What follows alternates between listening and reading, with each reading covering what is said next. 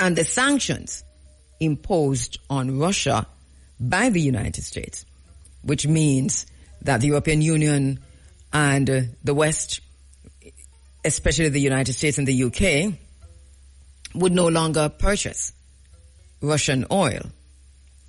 So now the United States finds themselves short, and so they have gone to Venezuela, so that Venezuela could put more oil into the system.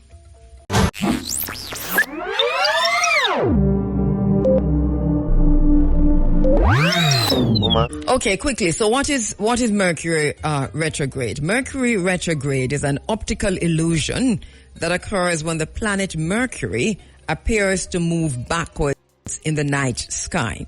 In reality, the Earth briefly overtakes Mercury in its orbit. Astrologically speaking, retrogrades are thought to interfere with the realms that a planet covers. Since Mercury rules communication, information, and travel, the retrograde period is said to affect these areas. So communication is one, and this is why we talk about being mindful, meditate, do not get engaged in gossip, walk away from negativity, and so on and so forth. Keep a cool mind.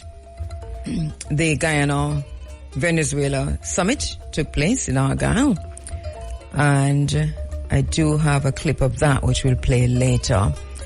But just a few things quickly. All right, so good news coming out of Tanzania, good and bad news coming out of Tanzania. We understand that Tanzania has secured a crucial position in orbit for its first satellite, paving the way for its launch into the cosmos. That is good news. This historic achievement was announced by the Minister of Information, Communication and Technology, and it marks a significant step forward in Tanzania's space ambitions. The minister said this success is one of the fruits of the 2023 World Radio Communication Conference, and that is a culmination of intense efforts on the international stage. This new orbit at 16 degrees west grants Tanzania a dedicated space in the vast celestial expanse. So, all right, we'll keep an eye on that. We've been following that. Across the African continent, a select few nations have already embraced the power of satellite technology. We have Egypt leading the pack with 9 satellites in orbit. South Africa has 8, Algeria 7, Nigeria 6, and others like Morocco, Ghana, Kenya, Rwanda, and Mauritius join the ranks of spacefaring nations. And we're hoping that we'll see more of that coming out of Africa. It's very important.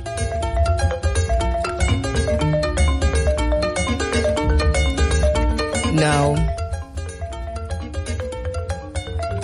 we're going to go back to ExxonMobil, but ExxonMobil has billed Guyana over $204 million for expenses it racked up before 2016, before the agreement was signed. This is being reported in Guyana. An interesting report coming out of Guyana that ExxonMobil Guyana Limited, the operator of the Starbrook block, has billed Guyana over $1 million for costs incurred before the production sharing agreement of 2016 came into effect. This was exposed in the audit report completed by the consultancy firms, and they give the names of the firms.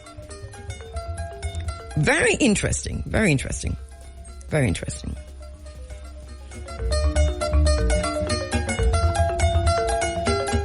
All of this while there's this ongoing dispute.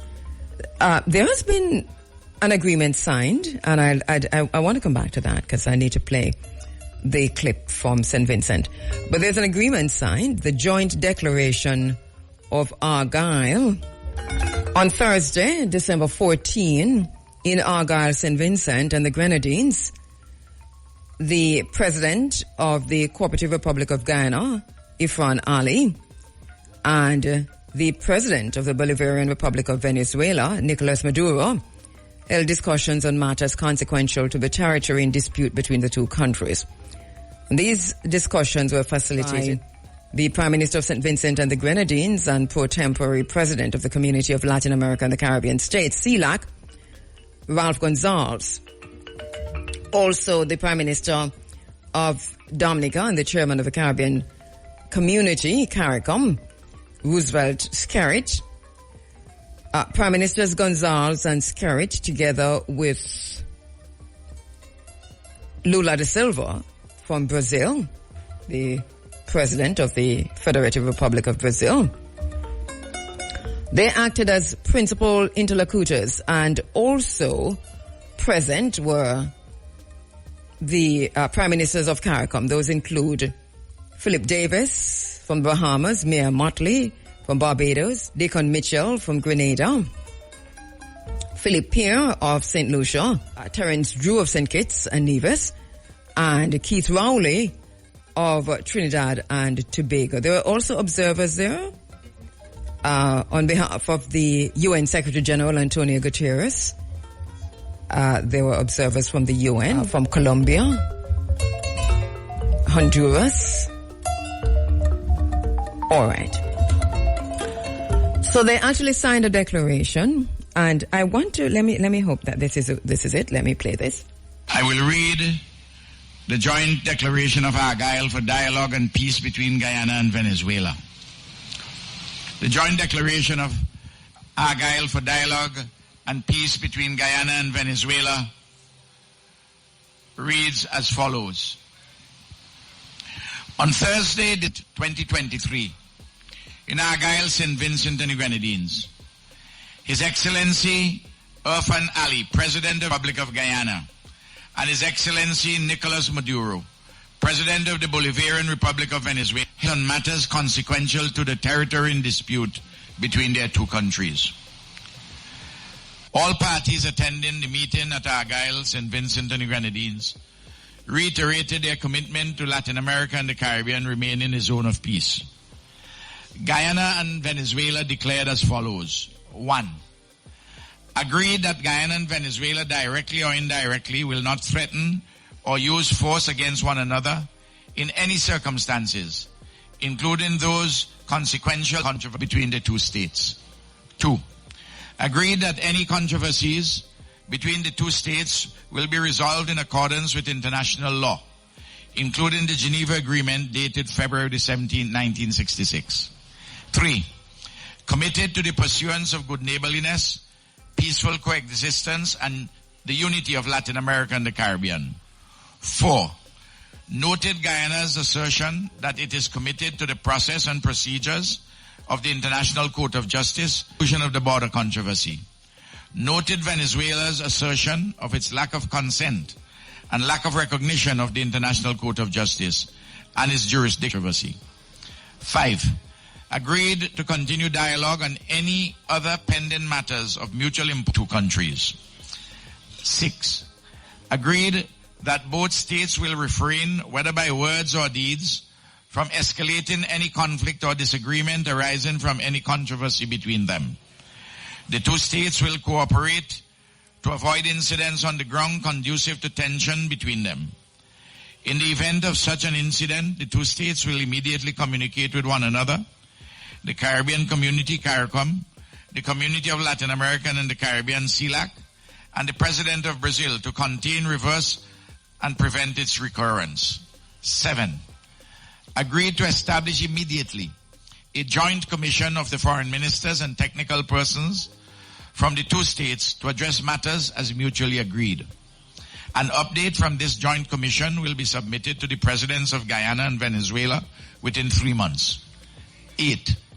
Both states agreed that Prime Minister Ralph E. Gonzalez, the pro tempore president of CELAC, Prime Minister Roosevelt Skerrit, the incumbent CARICOM chairman, and President Luis Inácio Lula da Silva of Brazil will remain seized of the matter as interlocutors, and the United Nations Secretary General Antonio Guterres as observers, with the ongoing concurrence of Presidents Irfan Ali and Nicolas Maduro. For the avoidance of doubt, Prime Minister Gonzalez's role will continue even after Grenadines ceases to be the pro tempore president of CELAC, within the framework of the CELAC Troika +1. And Prime Minister KHERU's role will continue as a member of the CARICOM Bureau. 9. Both states agreed to meet again in Brazil within the next 3 months or at another agreed time to consider any matter with implications for the territory in dispute, including the above-mentioned update of the Joint Commission. 10. We express our appreciation to Prime Ministers Gonzalez and Skerrit, to President Lula and his personal envoy Celso Amorim, to all other CARICOM Prime Ministers present, to the officials of the CARICOM Secretariat, to the CELAC Troika, and to the head of the CELAC PTP Secretariat in St. Vincent and the Grenadines, His Excellency Dr. Douglas Slater, for their respective roles in making this meeting a success. 11. We express our appreciation to the government and people of St. Vincent and the Grenadines for their kind facilitation and hospitality at this meeting, dated this 14th day of December, 2023. Ladies, that's the statement, that's the declaration, the joint declaration of Argyle for dialogue and peace between Guyana and Venice. We thank you very much for your presence and your forbearance. All right, so that's the joint declaration. On the face of it, it seems as if they have staved off what could have been a war in the region. I'm interested in point number 4. Number 4, noted Guyana's assertion that it is committed to the process and procedures of the International Court of Justice for the resolution of the border controversy.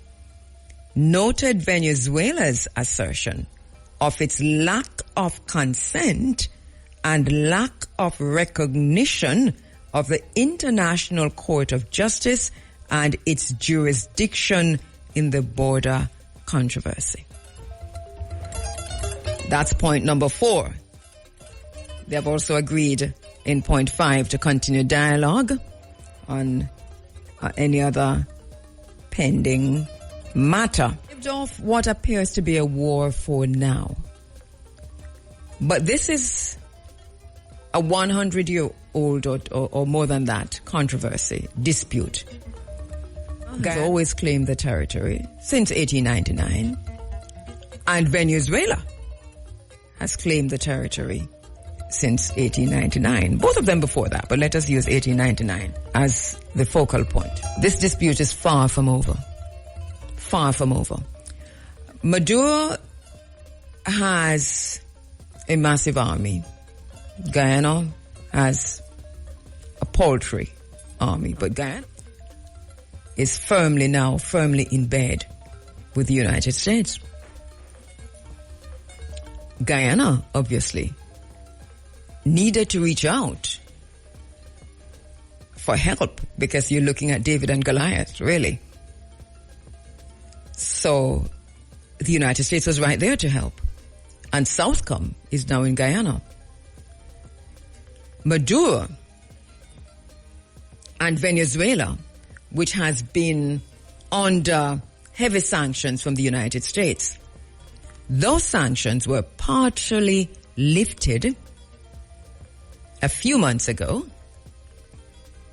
as a result of the war in the Ukraine, the Russia-Ukraine war, and the sanctions imposed on Russia by the United States, which means that the European Union and the West, especially the United States and the UK, would no longer purchase Russian oil.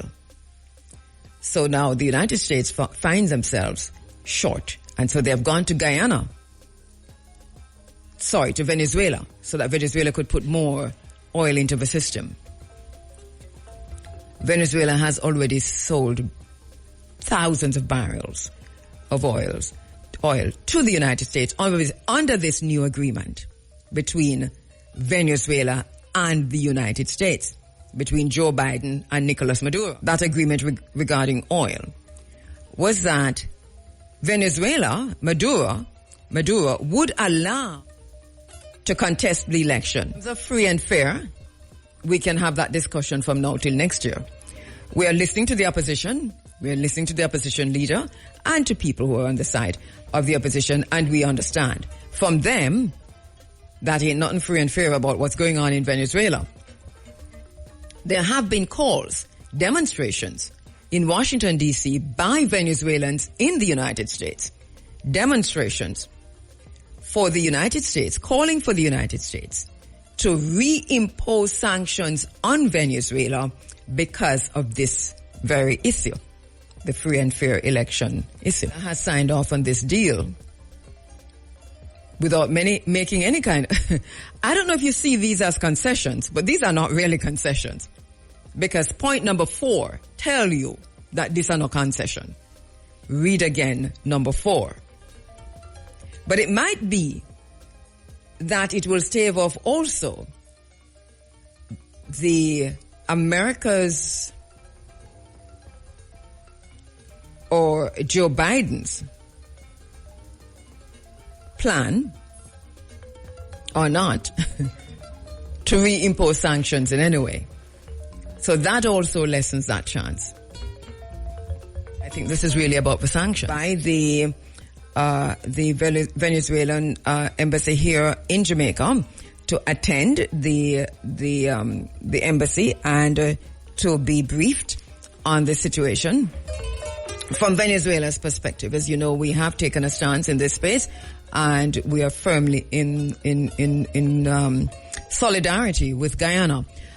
We have accepted that invitation, and we thank the ambassador for, inviting IRFM and this program to be part of that discussion, or to be there for this discussion in South Africa, because something happened. No, I'm trying to wrap my head around it. I thought I would have called Thao this morning to have him break this down for me, but let me go through and see what's happening here. All right, so we understand, and the BBC is reporting that the former South African president, Jacob Zuma, has said that he will not vote for the African National Congress and that he's creating a new political party. Mr. Zuma was the country's president between 2009 and 2018. He said it would, and I quote, "it would be a betrayal," end of quote, to campaign for the ANC of current President Cyril Ramaphosa. Zuma's new party is named Umkhonto weSizwe, MK, meaning Spear of the Nation, which is the same name as a former armed wing of the ANC. According to the BBC, in an incendiary statement, and the BBC says it's incendiary, Mr. Zuma says, and I quote, "The new people's war starts today. The only crucial difference is instead of the bullet, this time we will use the ballot," end of quote. All right. At a news conference in Soweto, Mr. Zuma said he was not well enough to speak at length, and one of his daughters read a statement on his behalf.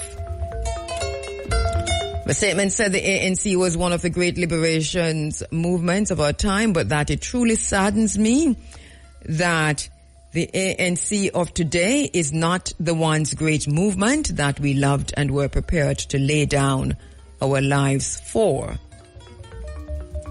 He continued, "I will die a member of the ANC. He had changed into an organization we no longer recognize." He said some leaders were behaving in an un-ANC manner and that he intended to rescue the organization. He said the ANC was expected to lose the elections next year and referred to a deliberate plot to kill the ANC. He also said the current government was a failure. He said President Ramaphosa was a proxy of white monopoly capital, and that the ANC of Ramaphosa has declared war against black professionals and intellectuals. He said, "I cannot and will not campaign for the ANC of Ramaphosa. Said doing so would lead to failure and a government by sellouts and apartheid collaborators. Instead, he said he would vote for the newly registered MK. No force, he said, can defeat the people's thirst for freedom. The statement also referred to the enemies of our people operating among us and said there can never be reconciliation without socio-economic justice and equality. If you recall, we had a lot of discussions about the fact that Mr. Zuma himself was imprisoned under the Ramaphosa presidency. He spent 2 months in prison before being released on medical grounds. That release was later ruled illegal, but he did not return to prison because they said there was an overcrowding of the system. National elections are next year. Very competitive because on the one hand, you have Joseph Malema, you have Zuma, you have Ramaphosa. A lot of what Zuma has said, let me make this clear, is true from my perspective, from my analysis of what's going on in South Africa. Cyril Ramaphosa, and I've said that in this space, is a traitor to the people of South Africa. It is what it is. We must deal with the isness of things, call it as we see it. Really embraced the neoliberal agenda and has deserted and betrayed the people of South Africa. But Jacob Zuma was no better during his time. They were and are both controlled by the elitist, white supremacist, apartheid era system. And that is the truth of it. Ever since Nelson Mandela walked out of jail, apartheid was the strongest it has ever been. Ever since Nelson Mandela became president of South Africa, apartheid has been the strongest it has ever been. These black leaders of South Africa have all been puppets of the apartheid system.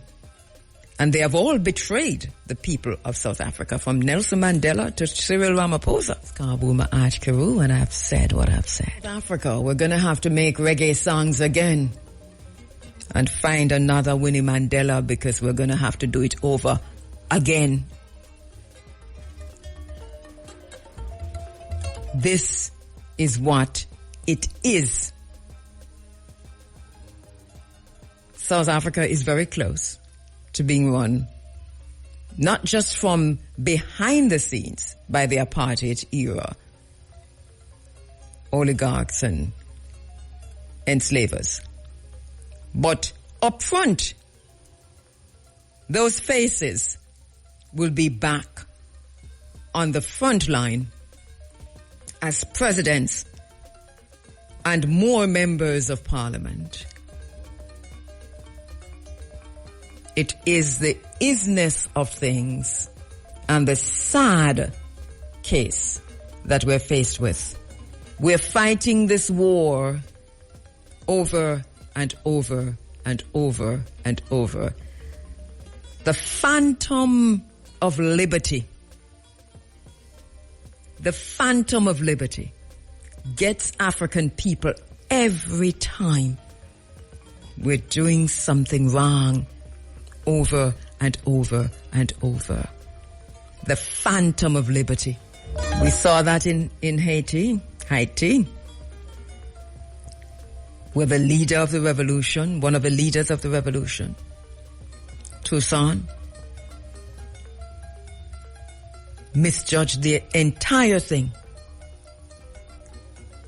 Rushed in on a phantom of liberty, thinking that they were better than they appeared to be,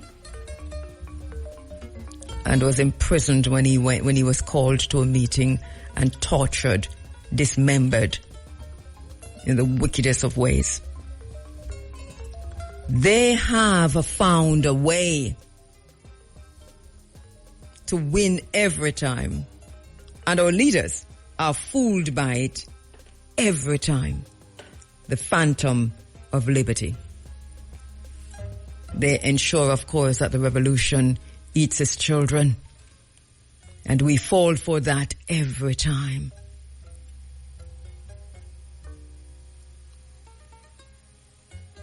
How do we take it from the place that our ancestors left it? For full free, for liberty. What does that say about us, about we the people? Cyril Ramaphosa was right there in the trenches, was right there. I've interviewed him many, many times. Right through the period, introduced to Cyril Ramaphosa by my friend and sister, Eileen Thomas Gifford. Had many interviews with him during the period. He was supposed to be a different person. He was supposed to be a different kind of leader. But here we are. How come? Same thing we see in Jamaica. Very same thing. Andrew Holness was supposed to be a young man who understood the people, a man of the times, buying into the very same neoliberal agenda, running the thing just the same way like Cyril Ramaphosa in South Africa, where the elites and the oligarchs are benefiting off the backs of the poor while they keep their boots on our necks. We've got to get rid of this apartheid in South Africa and here in Jamaica. Jacob Zuma is not the man for it in South Africa.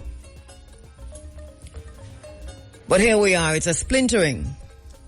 We have Joseph Malema, we have Jacob Zuma, we have Cyril Ramaphosa. The whole thing is ANC. When three brothers fight, only strangers benefit.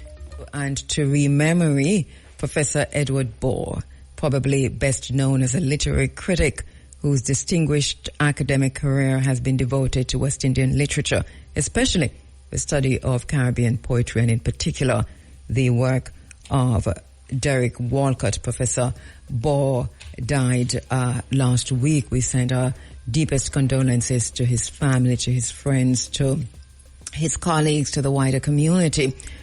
Someone who I really loved and cherished, and he knows that. I interviewed him a few times over the years, and I want to rebroadcast one or two of those interviews with Professor Bohr, beginning right now. Let us get on with the business of building the nation for the good of the people. But remember, be vigilant. Anybody who trouble me, trouble you. For you is me. I am the people. In the name of the people, and the people, and the people. Professor Edward Bohr, he joins me now on the telephone lines. Professor Bohr, thank you so much for being so patient and for joining us. My pleasure to be with you. All right, thank you so much. Professor Bohr, I'm going to confess something to you. I'm going to do it right up front, and I hope you don't write a poem about me. Right, so I've listened to your poem and I've read your poetry. And, I've been saying, boy, I have to be careful how I interview Professor Bohr now because I don't want him to write a poem so the interviewer asks me.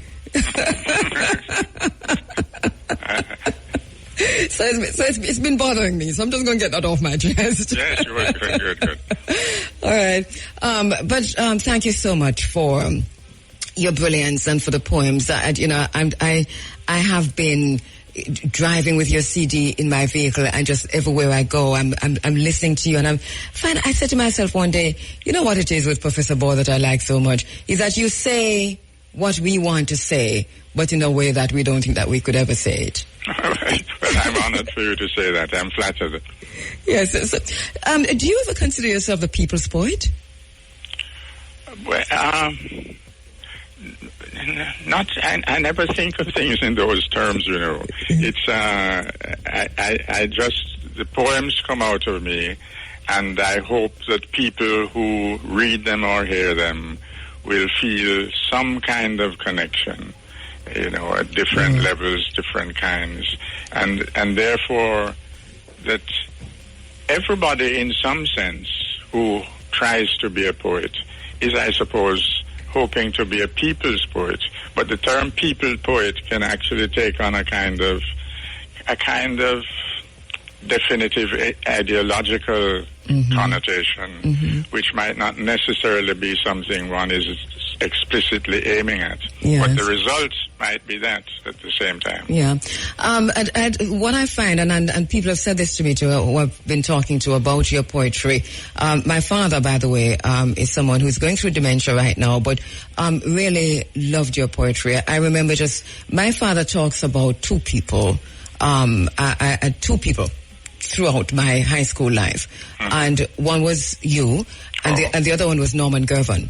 Okay. Yes, and so I wanted to tell him, I'm choking up a bit, I wanted to tell him that I was going to interview you, but I did try, but he's going through Alzheimer's, and I see. Right. I'm sorry to hear that. Yes. So, but the thing about it, and I know why he loved you so much, is that so here we are. Your words is, as I said earlier, we almost feel as if we could be as good as you. You know, it's like you think to yourself, like, I have thought that. So why didn't I write that? Nigger Sweat, for example, and I'm going to play that for our listeners, because the first time I heard that, the first time I read that, I was like, yeah, that's how we feel. Yes. So let me play this for our listeners, and then we come right back to it. Yes. Okay. Good. Fine. Yes. Nigger Sweat. This poem has an epigraph, which was a notice in the waiting room of the U.S. Embassy, visa section in Kingston in 1982. This notice on the wall said, as you neared the point of interview, please have your passport and all documents out and ready for your interview. Kindly keep them dry. Nigger Sweat. No disrespect, my boss, just honest nigger sweat. Well, almost, for it's true, some of we trying to fool you so we can lose ourselves on the Double R Ranch to find a little life. But boss, is hard times make it, and not because black people born worthless. So boss, excuse this nigger sweat. And I know that you know it as good as me, this river running through history, this historical fact, this sweat that put the aroma in your choice, Virginia, that sweeten the cane and make the cotton shine. And sometimes I dream, a nightmare dream, that the river rising and swelling the sea, and I see you choking and drowning in a sea of black man's sweat. And I wake up shaking with shame and remorse. For my mother did teach me, child, don't study revenge. Don't think we're not grateful, boss, how you cool down the place for we comfort. But the lion shuffling step at a time like Big Fred Holway, and the cool-cut, crew-cut marine boy with him ice blue eye and him walkie-talkie, this a walk through the place and pretend him not see we. But I bring me handkerchief. My mother did bring me up right. And God willing, I keeping things cool till we meet face to face. And I promise you, boss, if I get through a gone from this broke spirit, kiss me ass place. And even though, Professor Ball, that, there's the parts of it where you smile, it is like Miss Lou says, you're taking teeth, keep a heartburn in a way, because it makes you want to laugh a bit, but then you get the gist of it, and you can feel for everyone who has gone through that. Yes, and identify with it. Do you want to talk to us a little bit about that situation that I think continues even to this day in Jamaica that made you write this poem? Well, I can say some. I mean, first of all, about that poem. Yes. That poems come differently, and sometimes one works at a poem for years. But that poem almost came fully to me out as I walked up the stairs, one step at a time, to renew my visa at the U.S. visa section. Yeah. And I could sense the whole idea of the history behind that experience.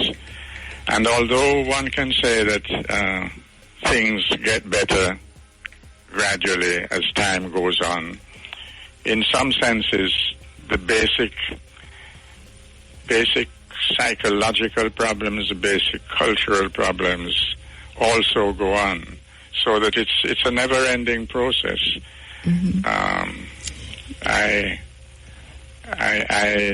But identify in such a way. Obviously, we are who we are as African people here on the island, and to identify individually with those who feel the kind of fear that they're sweating onto their documents. Oh yes. Oh yes. Well. In fact, I'm glad you said that, because in a sense that is the actual point, and what sent the poem to me, because I could just. I was feeling for the people, not myself so much, you see, but feeling for loads of the other people who they're naturally in a kind of fearful anticipation of what would happen at the interview. They're naturally sweating, and the whole idea of this statement on the wall seemed in an ironic, though it might not have been intended at that, it was a kind of put down of that sweat and a knocking of that sweat. So that, yes, the poem arose out of my feeling, as I said, for myself, but not so much for myself as for so many of the other people who I knew were sweating, their palms were sweating out themselves as they neared the interviewing section. And then you talk about that. This poem meant a lot to me, and it hit me in a very serious way when I read it. But when I heard you read it, I'd even got a whole different feeling to it. I remember I was driving and I kind of slowed down, and I was like, wow, this is deep. The talk of revenge, kind of a bitterness that comes out in the poem, but at the same time saying, but we know better than the revenge. Does the idea of reparations? Yes.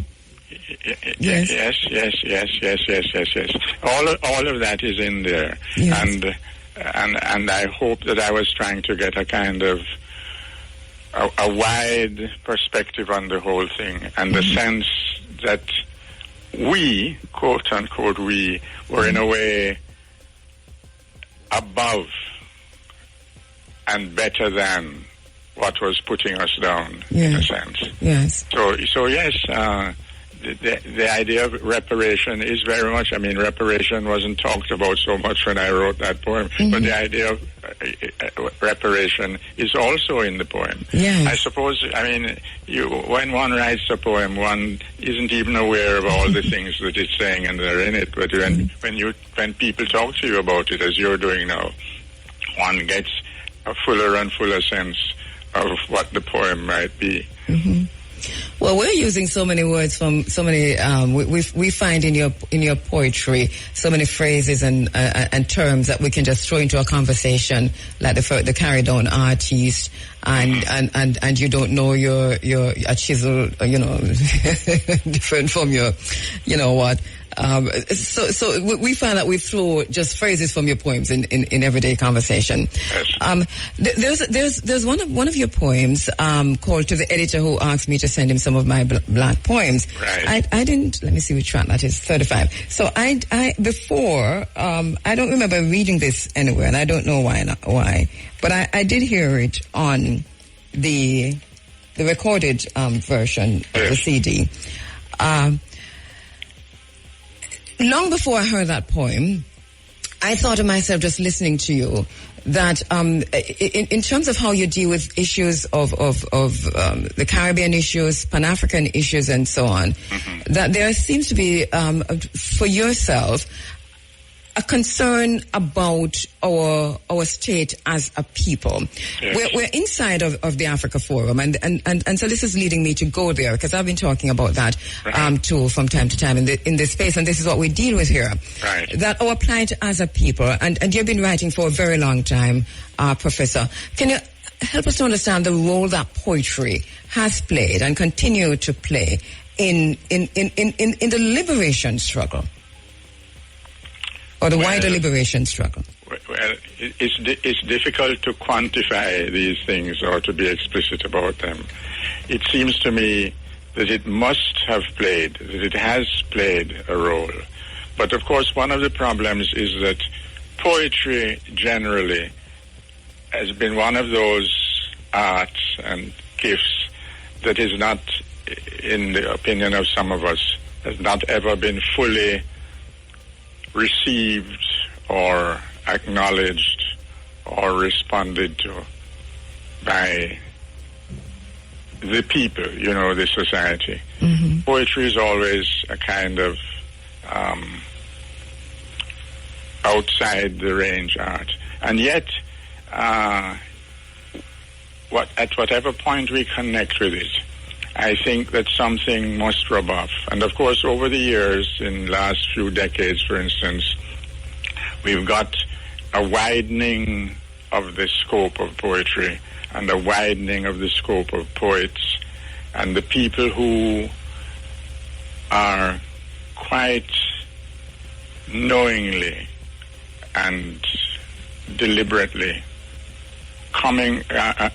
addressing that fact and of our African heritage and the need for liberation. People who didn't, I mean, when I went to school, the poetry I was taught at high school and grew up on and loved was, of course, English poetry, yes. English Romantic and Victorian poetry. Mm-hmm. And it was always an eye-opener when, even at that stage of life, one came upon a poem by a Jamaican poet or a West Indian poet like Roger Mays or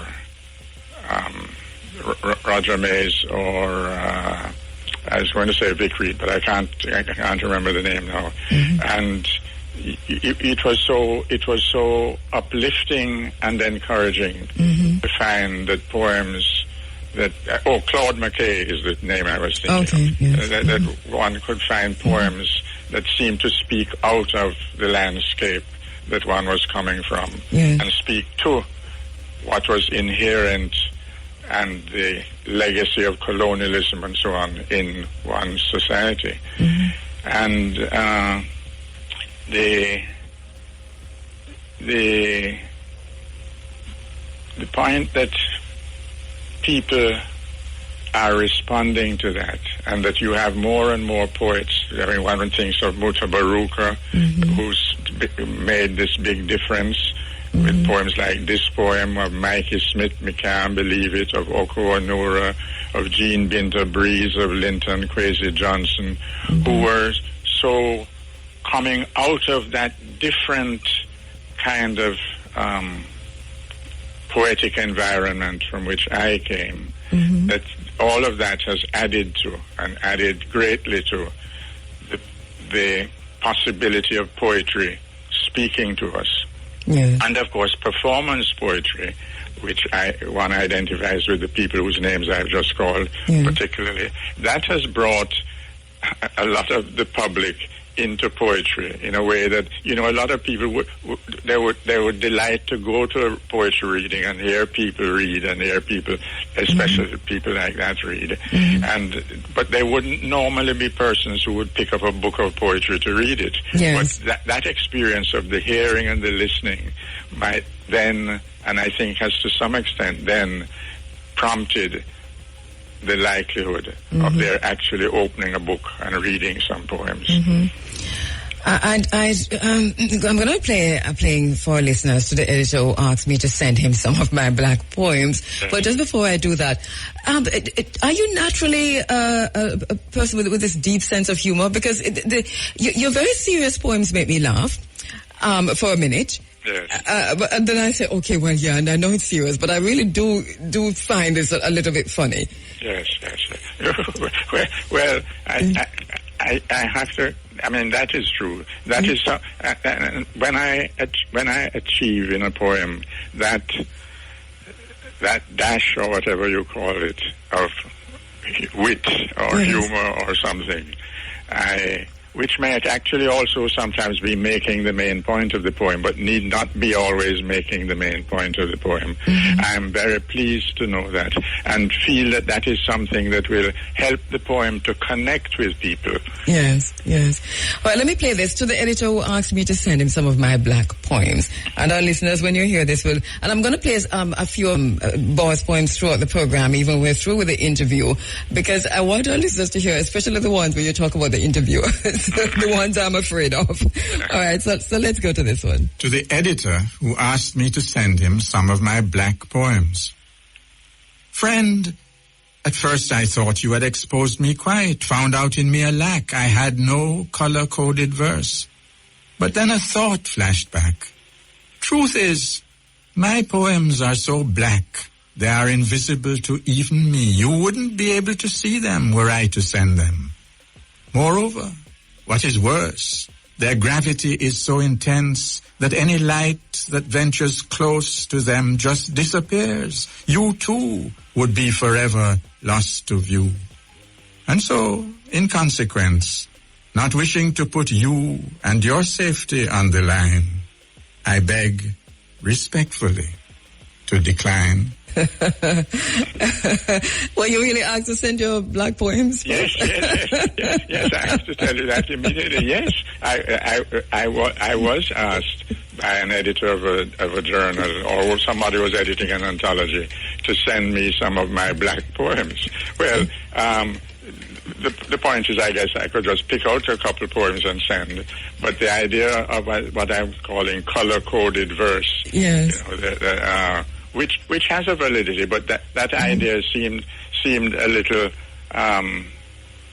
worthy of humorous comment to me. Yes, and therefore that caused the poem to come out the way it did. I really like that line that says, "You wouldn't be able to see them were I to send them." Right. They're so black. What I was picking up there too was the idea in science of what's called black space. Yes, I thought so. Which absorbs all light that comes into it, And as you call Professor Nana Erna Broadbent to the space with black space, let me just say good morning to Nana Broadbent. When we say black space, we have to say good morning to Nana Broadbent. Okay, sure, indeed. All right, Amadou's mother, I want to go to that poem. Oh, yes. I find it very interesting. I'm not a poet, but I write from every now and again. And when Amadou was killed, I wrote about it, and I heard, yes, and I went to the 41 Bullets, and I heard your poem, and I like, wow. So this meant something to us, and then you went into the courthouse. You went to the court, and you saw this through his mother's eyes. I want you to give me some background. Remind our listeners of who Amadou Diallo was and why Amadou's mother. Well, he was a migrant to the United States from Africa. I've forgotten, was it Sudan or Ethiopia? I can't remember which country now. You can remind me. And he was living in New York, in one of the black areas, so to speak, of New York. And one night, as he was going into his apartment or wherever he lived, white policemen saw him and thought he was reaching for a gun in his pocket and shot him dead. And so here was somebody who was following the American dream, so to speak, as all the people who want to go and live in the States to follow the American dream, and was doing so in all honesty and honor. And yet he is killed in this prototypical way by white cops. And then his mother, the poem was eventually triggered by the fact that what I read in the papers of his mother, what she said in I think in the courthouse, when the cops were being tried, that that provoked the poem, so that the second part of the poem is of his mother. Amadou's mother speaks, and the whole idea of the Statue of Liberty coming in there as Mother America, and his mother as a contrast to this Mother America. The irony, I suppose irony is one of the driving forces in a lot of my poems. But the whole irony of that situation, and of the situation of Amadou, and the tragedy of it, those are some of the things I was trying to bring out. And as I listened to it, and I thought, if Amadou had gotten justice, what might have been different in terms of what we're faced with now? I mean, almost every other week there is... Yes.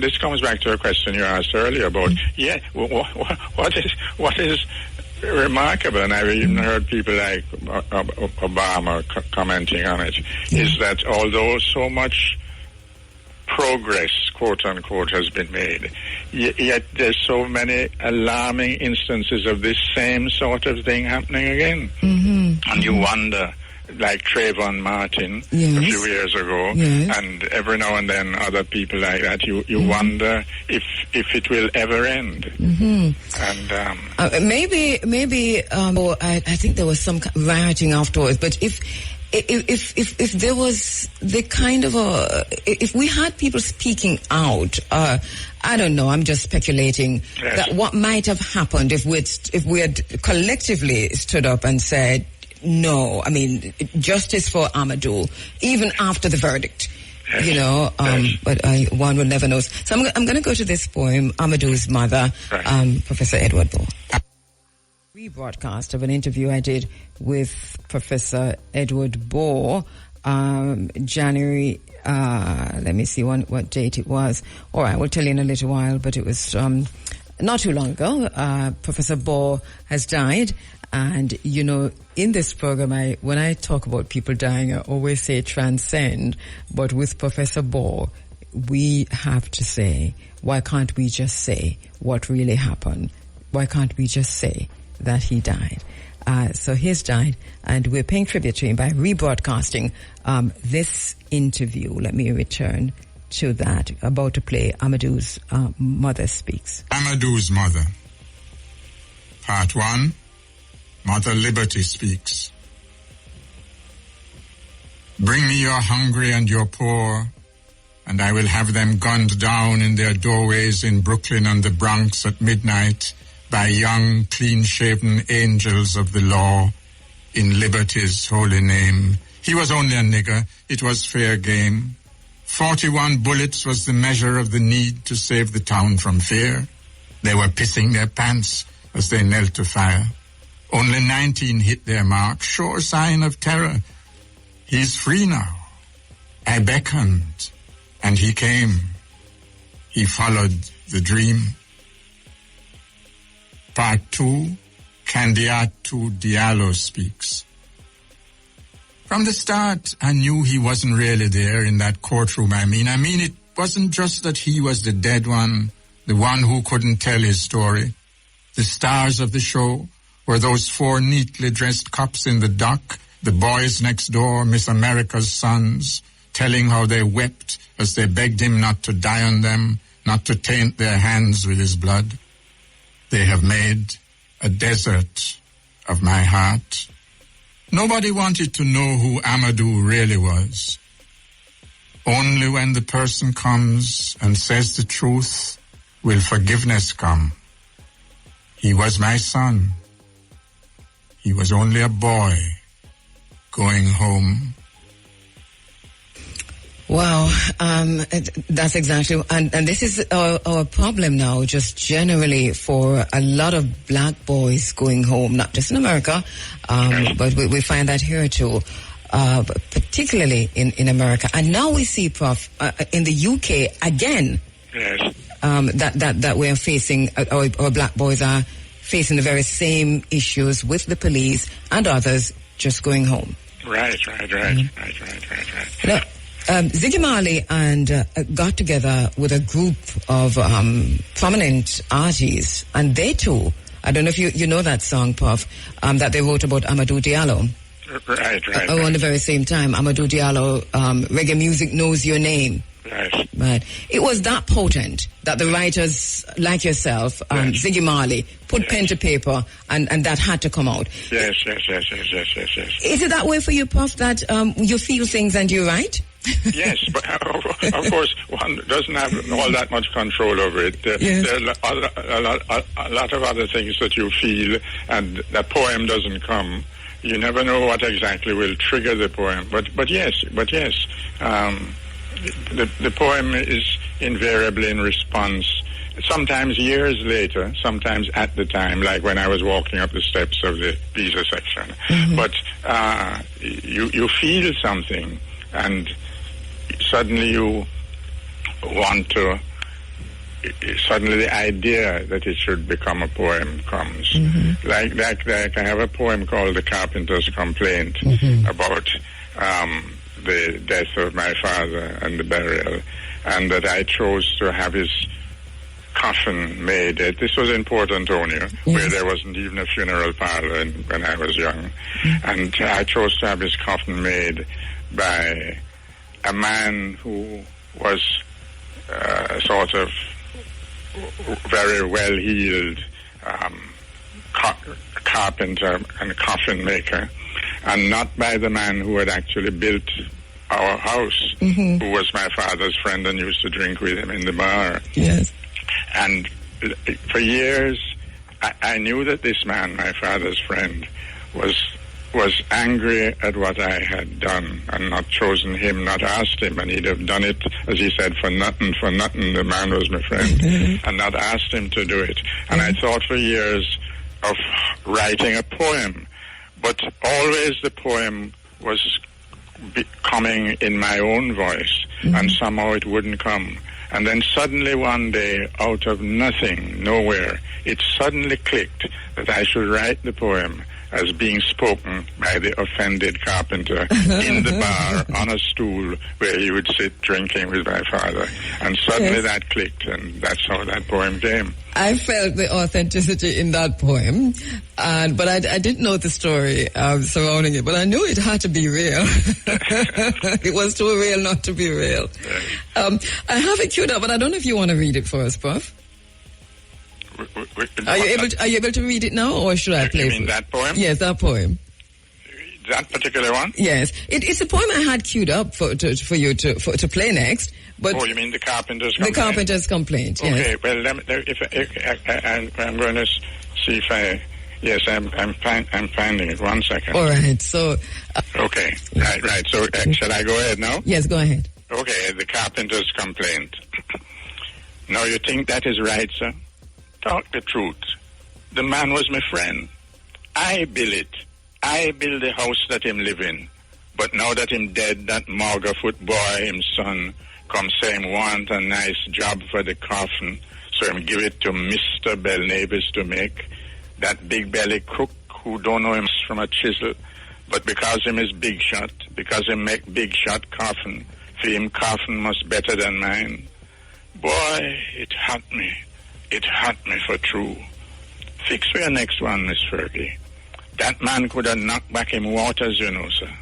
I remember the day in this said same bar when him drink old brown and coxswain into the ground, then stand up straight as a plumb line and keel him felt hat on him head and walk home cool. Them was Waterbird, brother. Funeral. Me, sir. That boy have to learn that a man have him pride. But bless me days, good enough to make the house that him live in, but not good enough to make him coffin. I would have do it for nothing. The man was my friend. Damn Margafoot boy. His university turned him fool. I tell you, it burned me. It burned me for true. Oh boy, you know. So all of that is based on reality, and of course I am the Margafoot boy. Yes. and Miss Fergie was the actual name and what she was called of the lady, a very respectable lady who was the bar woman, as it were, the barmaid in that particular bar, which I don't know if it still exists on West Street in Port Antonio. Right. What does it take to... Please don't write a poem about this, Prof. But what does it take to get to be so speak so authentically in the voice of the people? Well, I don't know. I don't know if I can answer the question. I don't know to answer the question what it takes. The thing is, I grew up knowing the voice of the people, hearing the people all around me, hearing the people in our own house. For instance, I have a poem called Yard Boy, which was the term for the young man who was the kind of handyman about a house, called the Yard Boy, who would do this, that, and the other, and carry my lunch the mile or so, which when my mother had done it, down to this same bar, actually, Miss Fergie's bar. And at lunchtime, I'd leave school at Titfield and walk down to the bar to have the lunch in a back room.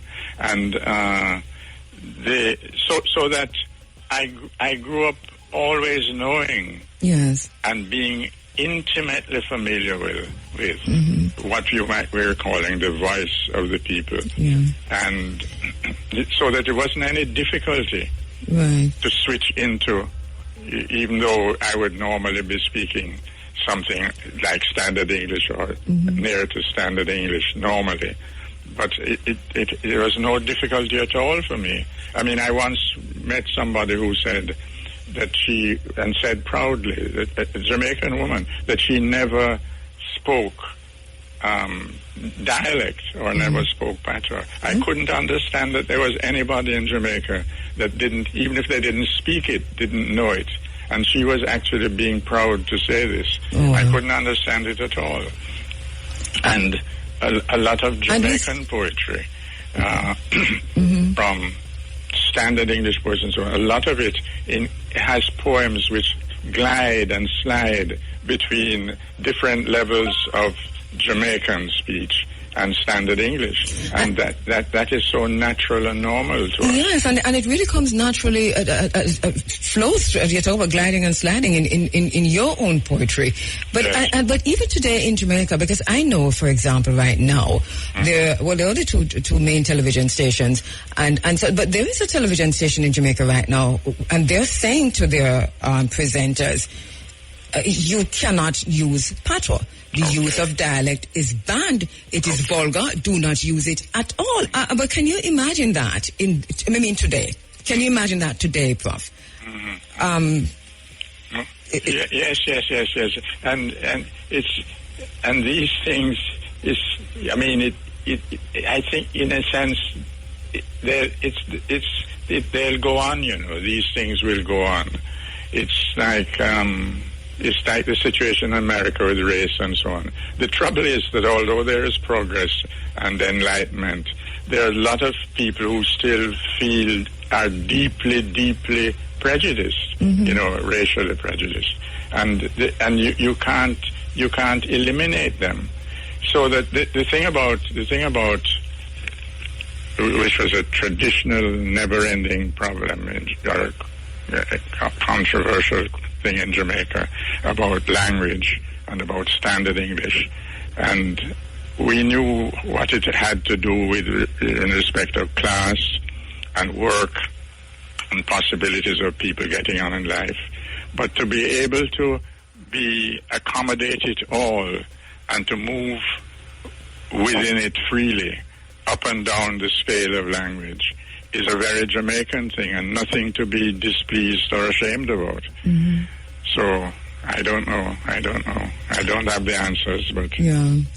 One of the things that we've learned from you, though, over the years, through high school and then later on in university and even my own home, let me just go back there to my father, loving you so much, is how to do that, to embrace all of you, and to be able to speak in different voices. And then to talk about speaking in different voices, because this is something that sometimes I'm just going through your poetry, I'm saying, Anna, who's speaking here now? Miss Mavis, for example, comes to the fore in more than one of your poems. Is she real? Mavis? Mavis? Yes. No, not particular. I mean, she's based, the name Mavis is a name I chose to use, but based on actual real people, yes. But it doesn't mean that it's the same person each time that one says Mavis. Because I don't know if you have time to read for us. Well, if you have it with you, the poem, and I don't remember the title, but just tell everybody so Mavis dead.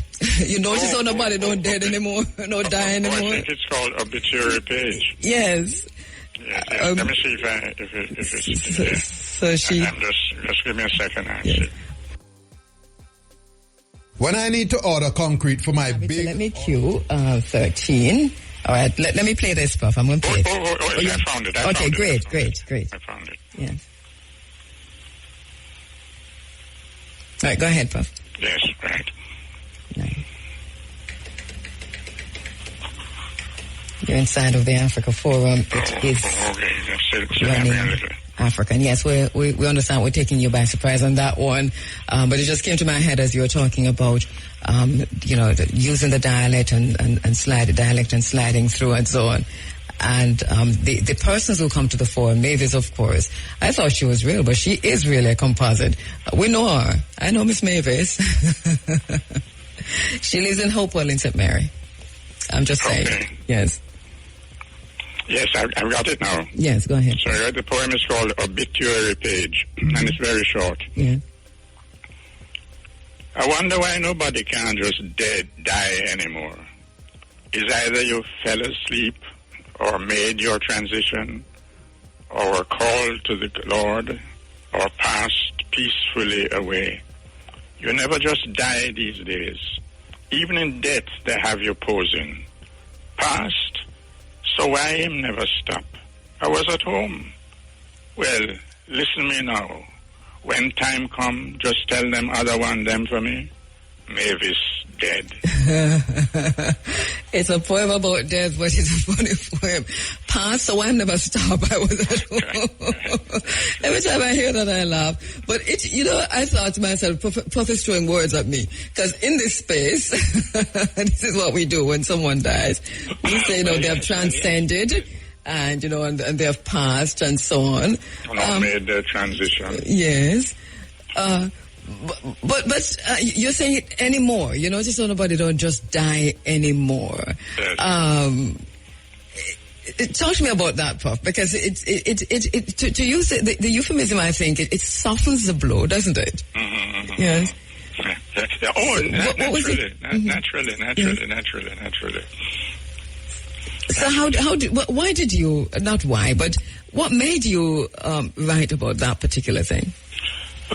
Well, I tell you where that poem came from. Mm-hmm. My wife, one of the first things she reads in the Gleaner is the obituaries, the announcements, announcements page. Yes.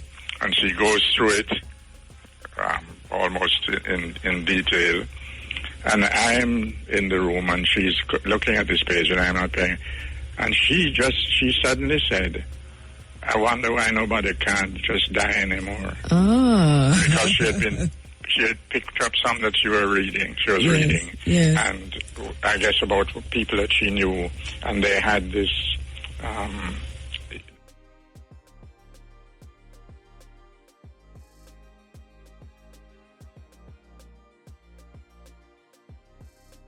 the poem just came out of me from that. Mm-hmm.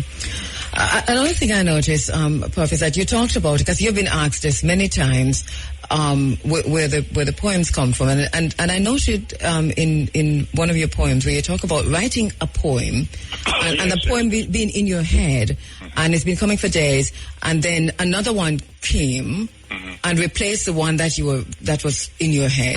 Right. And I want to understand that. And then I was saying to myself, just listen to that. So I wonder what was that poem that you were writing before, and did it ever come? But let's well, that process. I wouldn't know the particular instance now. Yes. But the thing is, that poem was about the fact that interviewers are always asking poets that kind of question. Yes. You know, how the poems come, which is perfectly understandable. Mm-hmm.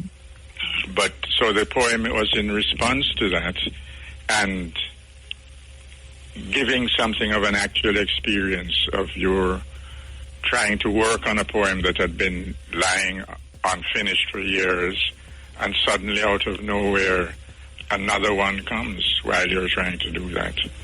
And that's how it happens, in a sense, by accident, by a happy accident. Yes. I know that so many have learned from you through the universities and so on, but I don't want to put you on the spot, but you know, there's just so much to learn from you in terms of just people who are able to access you without necessarily, who are not necessarily gone through the university system, but want to access you. How can they do that? Your knowledge, your knowing. Well,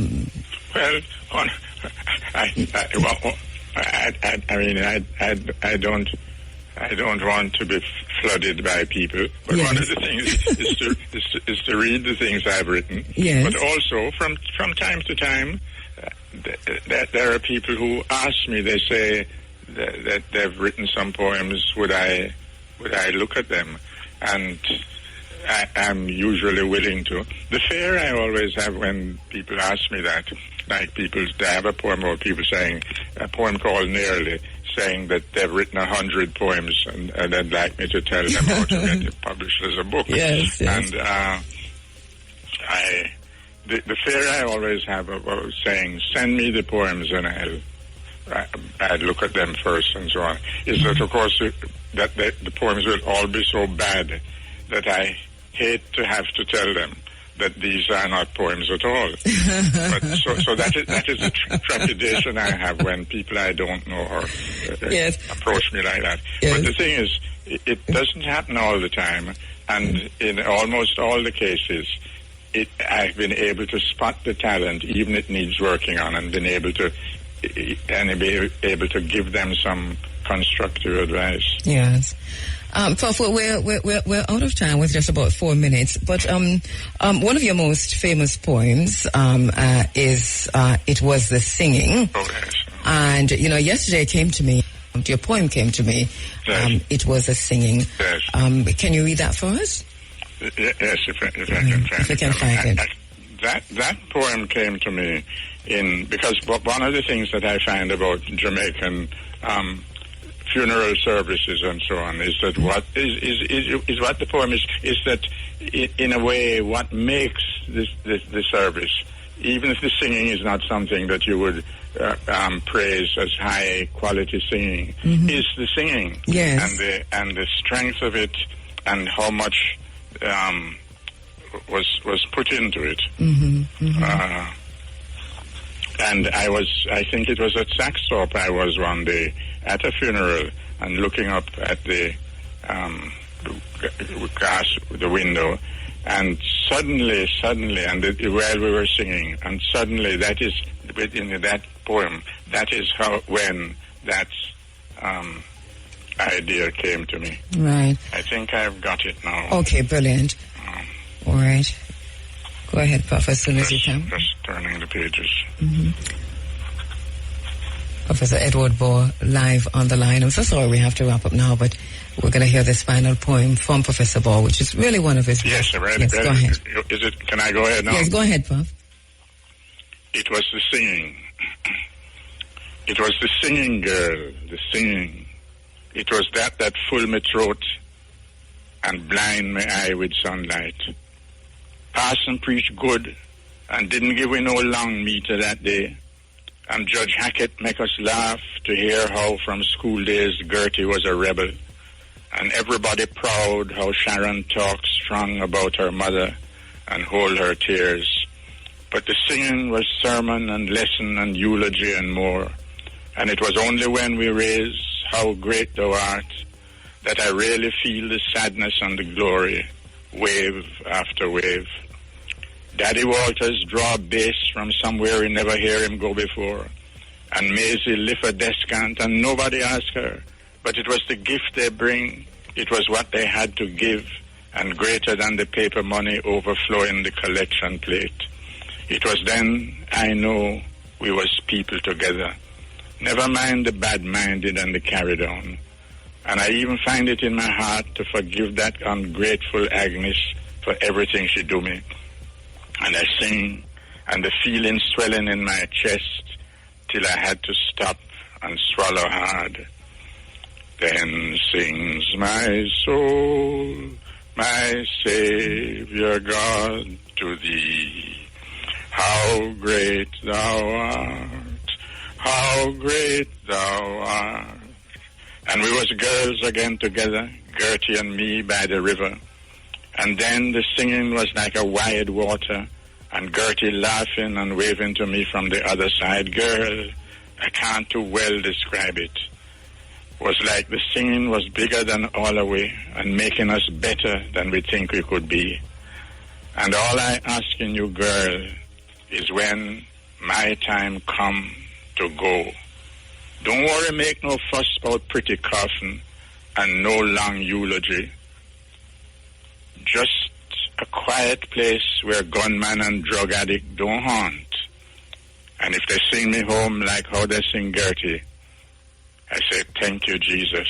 Mm-hmm. My soul will sleep in peace. Peace. Wow, thank you so much, Professor Bohr. I am so sorry that we are out of time.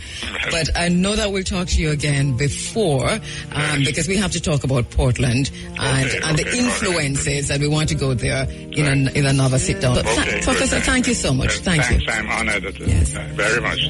Welcome. My pleasure. All right, Professor Edward Bohr. May his journey into the ISOT be taking note of the reports in the media. I think the story broke by Nationwide News Network. Breaking this story, read the death of Melissa Silvera, the late wife of former Member of Parliament Julian Silvera. We heard in early November that she had died, and that she died in her sleep. So that's what we reported. Now we're hearing through this investigation by Nationwide News that, and the police seem to have confirmed this, that she was killed. That is now a murder investigation. There are multiple gunshot wounds. Nationwide is saying 3, and in other places we're hearing multiple, which 3 would be. This is an ongoing and emerging story that is really painful to even hear, much less to talk about. Many questions arising, many questions, because we're talking about reporting her death in November. And you know the process. There is a process when someone dies, especially suddenly, meaning if someone dies in your sleep, then there has to be an autopsy, of course. But there's a process where it is reported to the police, where the doctor comes in and the pronunciation is made, or you take the body is taken to the hospital and the death pronunciation is made whether or not the person it's really dead. That has to happen. And so that there's a process. So many people would have been involved in that process. Not much about this. We didn't do the investigation ourselves. We're hearing this coming from Nationwide News Network, but also confirmed by the police. And so we're seeing these reports where the police confirming that, yes, her death is now considered a murder investigation that is now underway. That is sad, that is shocking, and regrettable. But here we are, and we'll keep on top of this and see where it leads. Not much to say apart from that. How could this even happen? How could this happen? And I'm talking about the reports and the fact that somebody had to leak the information. Somebody had to leak the information from the autopsy for this to come out. That this beautiful woman was actually murdered, multiple gunshot wounds. The Minister of Tourism. At some point, the Minister of Tourism is going to have a paradigm shift. And it is going to happen.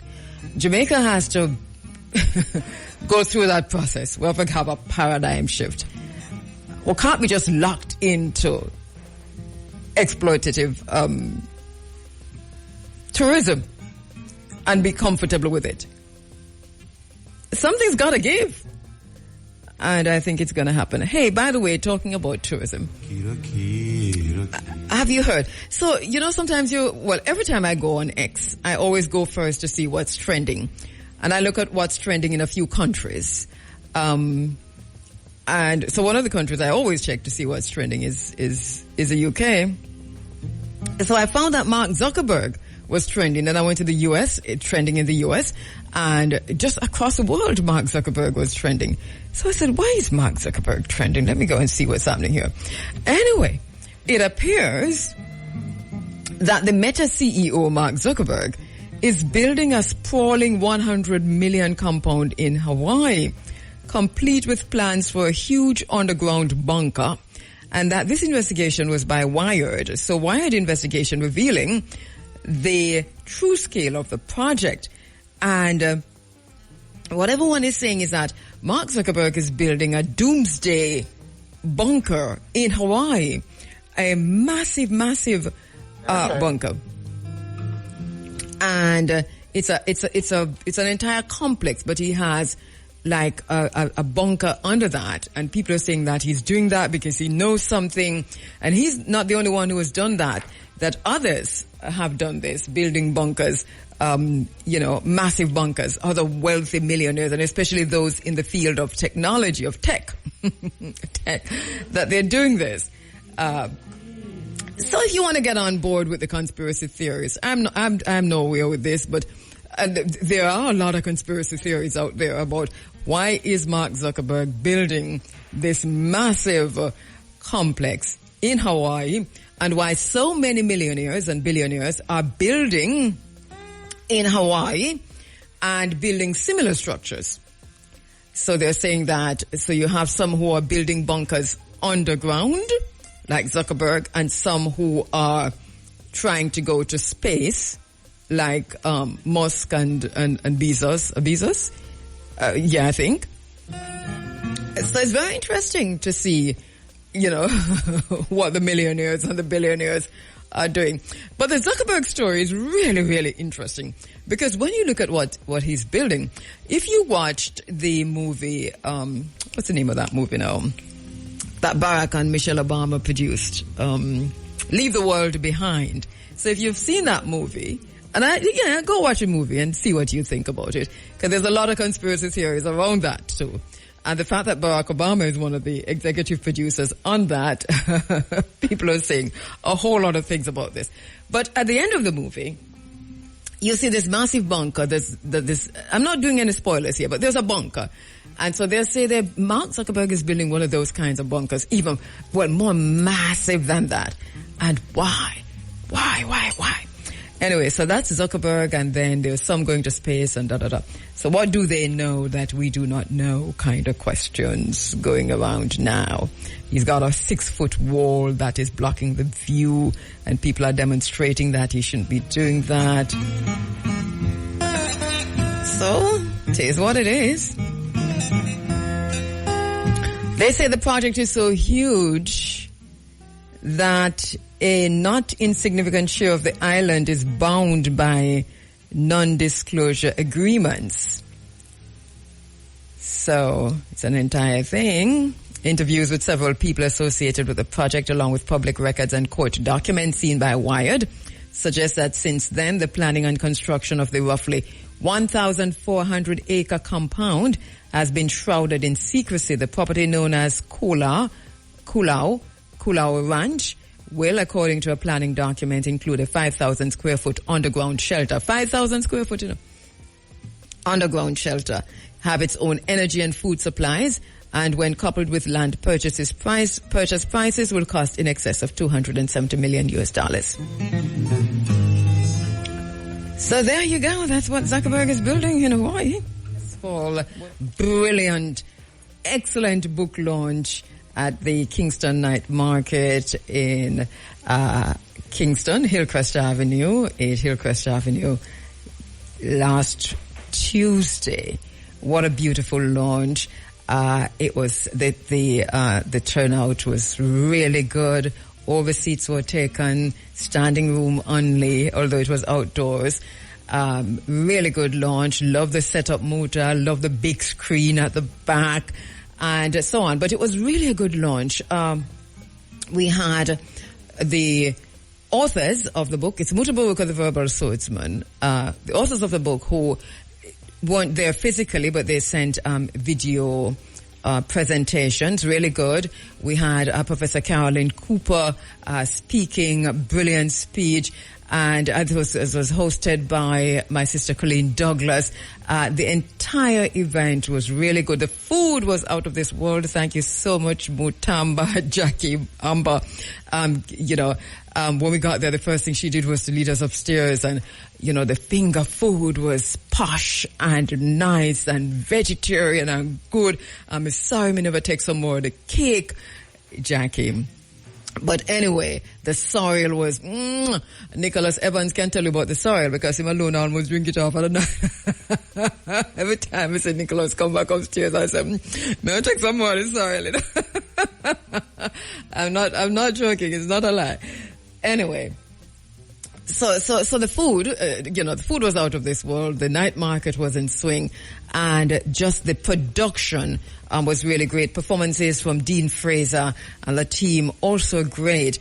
So many people I saw there who I know hadn't seen in a long time.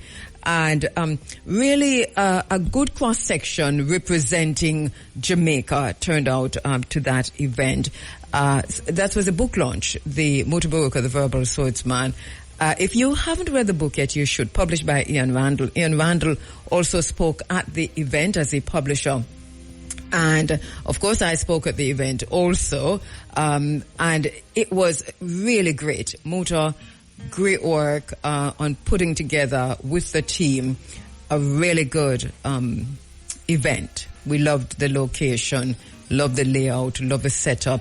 Really, sophisticated. We love the sophistication and the ruticalness, because here you have an event that is in the middle of a night market, managing to kind of redefine and define itself in all the aspects of Muta, It's an interesting situation, but it worked very, very well. So that was good. I know Jackie must have had a whole lot. I saw you, Amber, that you were really behind the scenes working really hard. So congratulations to the team, the publishers, the authors, the speakers, and to everyone who turned out to a brilliant book launch in Kingston last Tuesday for Mutaburuka's book. Once again, if you haven't read the book yet, buy the book. It's I'm sure it's in most of the bookshops. We read it in the book club, interviewed one of the authors at least, and have attended the book launch. Time for you to get the book if you haven't yet read the book. But beautiful. Congratulations to Muta and the team on the launch. No more visa requirements for people going to Kenya anywhere in the world. I know Kenya is out front, right? Because I think this is where we're going to go sooner or later. No country is going to require a visa because of the digital world that we are, and the new world order that is coming. As I said before, whatever is about to happen has already happened. And so Kenya might be one of the prototypes. But so Kenya has made that announcement. No visa requirements. I'm not sure of the details as to what you need to do. I suppose you do e-visa online, or you still probably have to fill out a form. But no visa requirements to go to Kenya, no matter where you are in the world. So Kenya has gone out on that. I know other countries are doing that, but they haven't made an announcement. I think they're just silently removing visa requirements. They are going to do that because you don't need that. Now you just walk in and you do your facial thing, or you do your eye thing, or you do your finger thing, and you just move. This is the one world order, the new world order that we're in. So some people now go travel, and some people will travel, but this is where we are. So Kenya is out front saying that.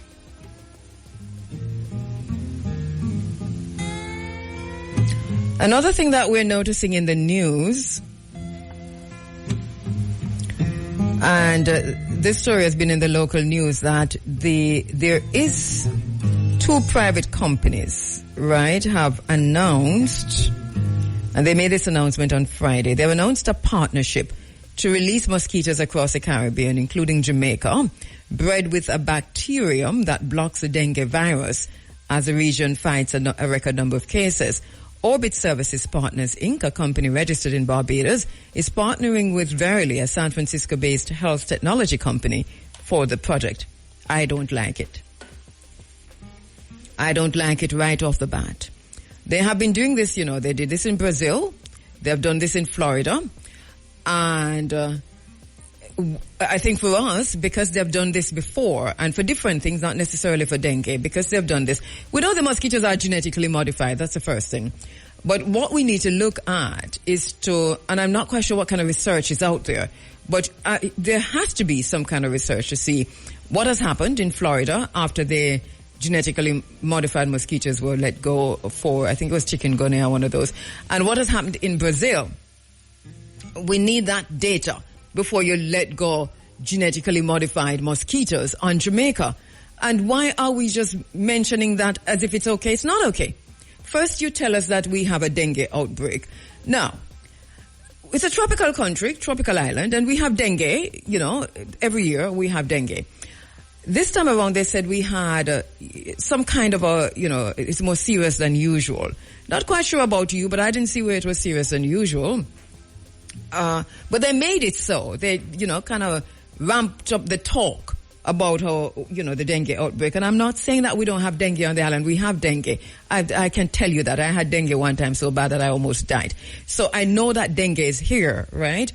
But there are ways to treat dengue fever. And I think we must look at those before we just let go billions of genetically modified mosquitoes.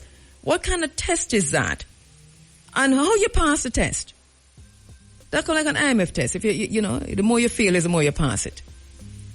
How do you pass that test when you let loose on the island millions of mosquitoes, genetically modified mosquitoes? Say you're trying to cure dengue. It don't make no sense to me. And we do not have to accept this. And we should not accept this until we're very, very clear on what happens afterwards. I am not comfortable with this at all. I think we need some serious questions to be asked. Companies announce partnership to release dengue-fighting mosquitoes in the Caribbean. Dengue-fighting mosquitoes. Dengue caused by mosquitoes. What kind of dengue-fighting mosquitoes you going to release? It's a test. It's an experiment. And we are disposable. So you can imagine when these mosquitoes that them release, these genetically modified mosquitoes, start mutate and become something out of a sci-fi movie. I think we need to see the research from Florida and Brazil, right? Where they leg up dengue, genetically modified flies and genetically modified mosquitoes.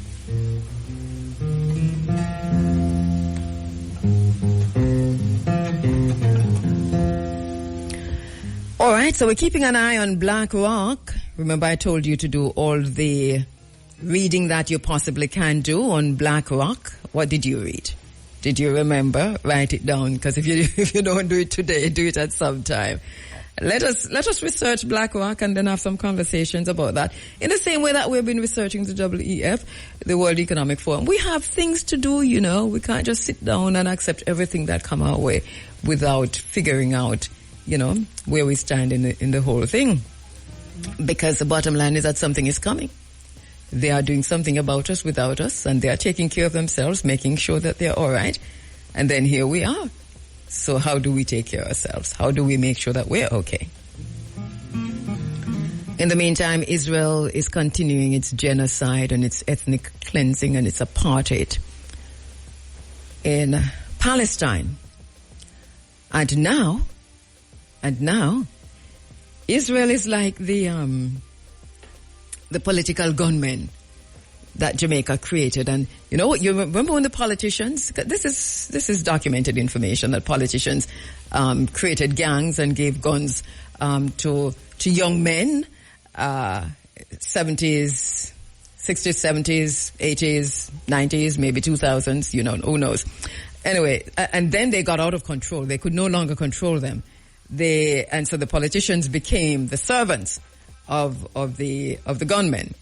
It's the same thing with Israel and the United States. So Netanyahu is having none of Biden or none of Blinken. None of them can tell him nothing. And now they're struggling because they're losing face now, because they are saying to him, stop or ceasefire, even though their impotence is shown in the fact that they are vetoing the United Nations votes on ceasefire. So the impotence of the United States is being shown. The thing about it is, it all comes down to money and the Zionist lobby in the United States. It is what it is, you know, it's the isness of things. But Netanyahu is having none of them, and he's not paying any attention to anything they're saying. His thing is to wipe Palestine off the face of the map. That's basically the plan that the Zionists have. They have had this for the longest time, from the days of the Ottoman Empire. That is why we started there, when all of this broke out for the umpteenth time the other day, that we have to go all the way back to the Ottoman Empire. This was always their plan, right? So now Netanyahu is in a good place because he's been cosseted and hugged and embraced, and the hugging diplomacy by the United States. Now they're trying to pull out, and Netanyahu would have none of it. So they're in this together until the very bitter end. Here we are. Anthony Hill here in Jamaica, who has said that he 100% supports Israel, will have to face his own God within his own time. The phone lines to speak with my brother, Dr. Ajamu Nagwaya. I'm going to talk about the Nguzo Saba and its role in development. It's time. It's that time of year again. Kwanzaa. It's that time. 1966 Kwanzaa was created by Dr. Maulana Karenga. And we've had an interesting relationship with Kwanzaa on the island. Very interesting, because sometimes we seem to embrace it and sometimes not, and then another time we're all talking about Kwanzaa and then everything is quiet. That has been happening for as long as I've been in this space, since 1990.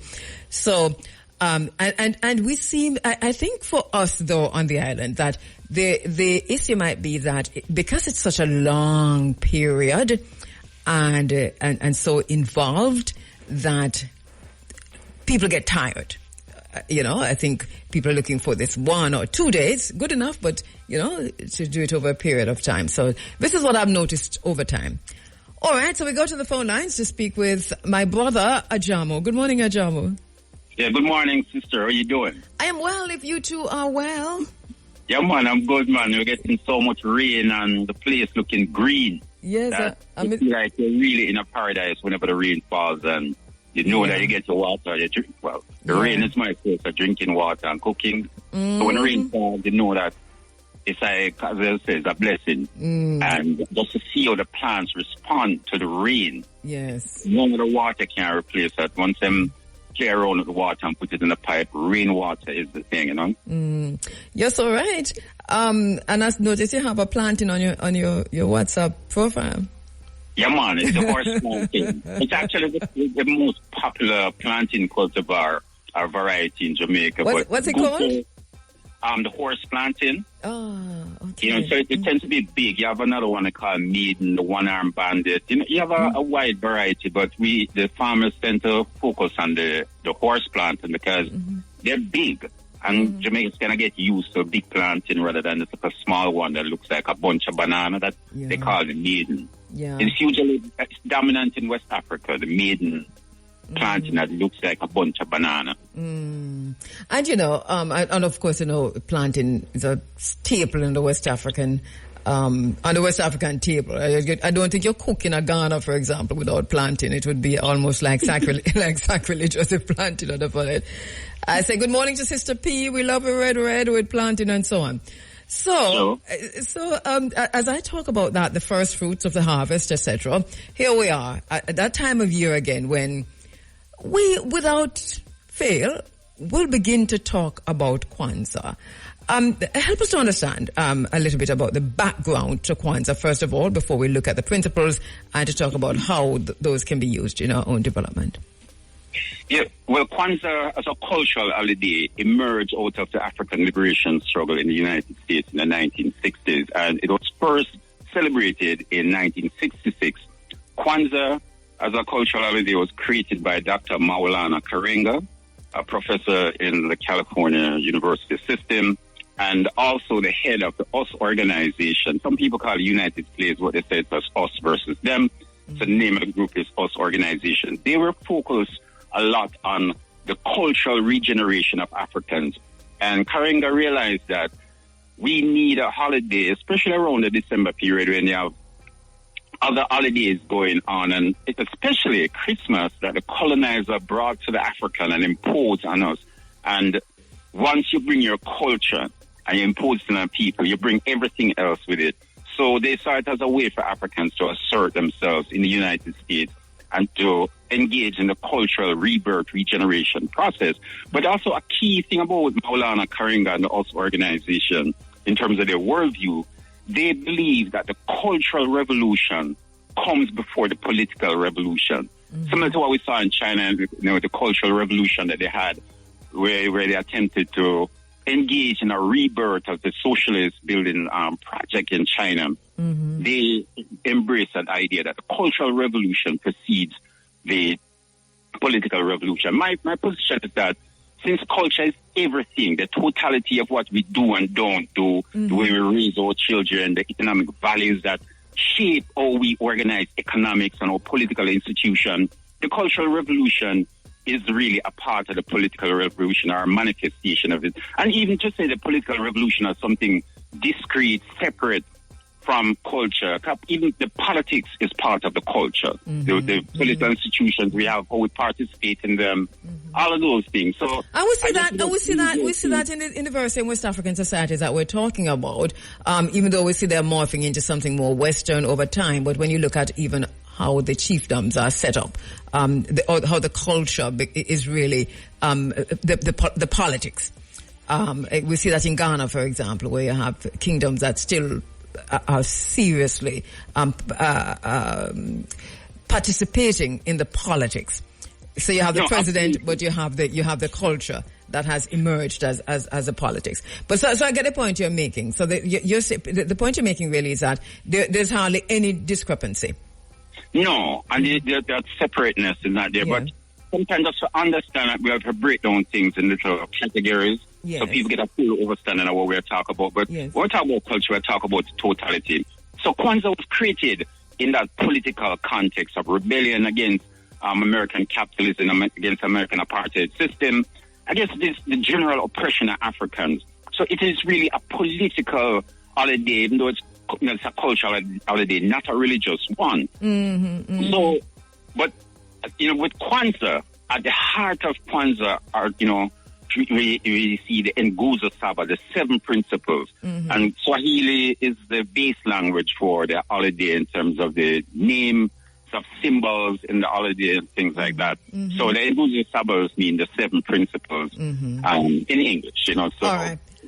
Before we go, because you have written a brilliant article on Kwanzaa and looking at some of the controversies surrounding Kwanzaa, not the celebration itself, but Karenga, and the fact that this has been raised in so many different spaces. We have heard that so many times here in this space, so I think it's only right that we kind of look back at your article and to bring it to the fore to some extent in this space, that there is this ambivalence on the part of some people as to whether or not to celebrate or not to celebrate, because they have questions about Maulana Karenga himself. Do you want to address that for a minute? Put that in context. Yes, that's a very vexatious, troubling, unsettling issue within Kwanzaa.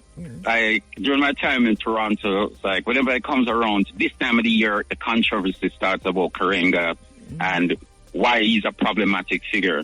One of the accusations against him is that he was an agent for the FBI, the Federal Bureau of Investigation, during its COINTELPRO program. COINTELPRO is just like the acronym for Counterintelligence Program. But that was a program that our class enemies in the United States used to undermine and destroy the African liberation movement, and also other movements inside the United States, like the Puerto Rican independence movement, the peace movement. It was a general thing, but we tend to focus on how devastating the COINTELPRO was to our African community.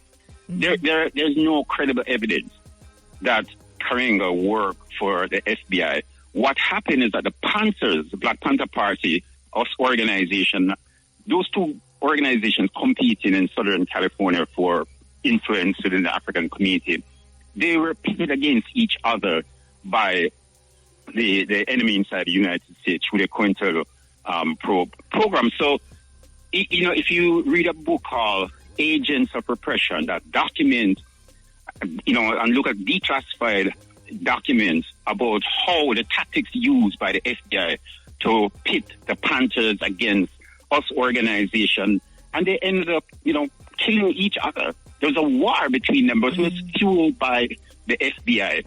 And it's very important for us to understand how counterintelligence works and its tactics, because the enemy, even here in Jamaica, will use it against us when we have an upsurge in a liberation movement in Jamaica. We're making, but so there is that going on. As far as you know, has Karenga ever responded to this? Because it's been out there for a very, very, very, very long time.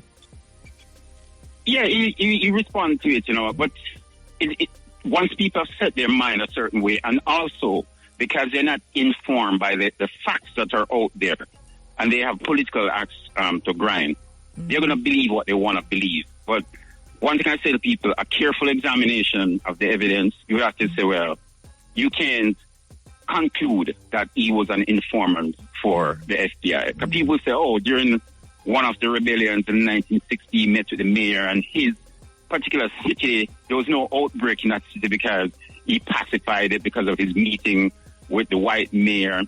People saying all of those things, but to me that doesn't constitute evidence of being an FBI informant.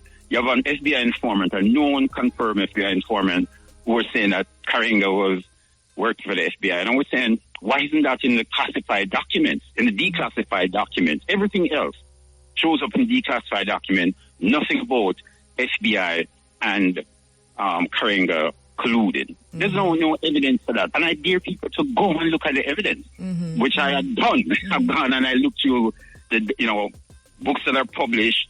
Nothing.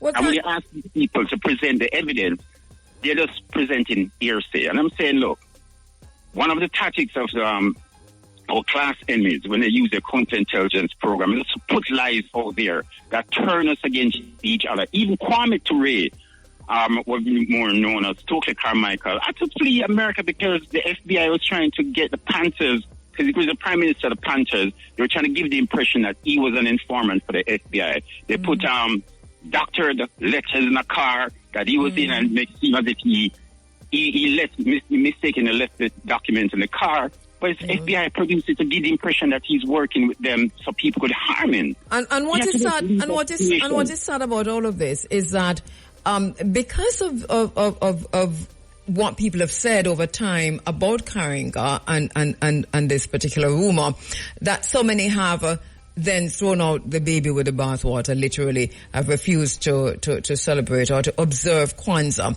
Against that background, let us look at what Kwanzaa is now in terms of these 7 principles, and then to take us into how can those be translated to our everyday life for development? Well, values or principles are things that we live by, and they're central to our movement forward. Because the values that we have, and most of us embrace, are the values of the oppressor, the enemy. And the oppressor is very, very aware of the centrality of values.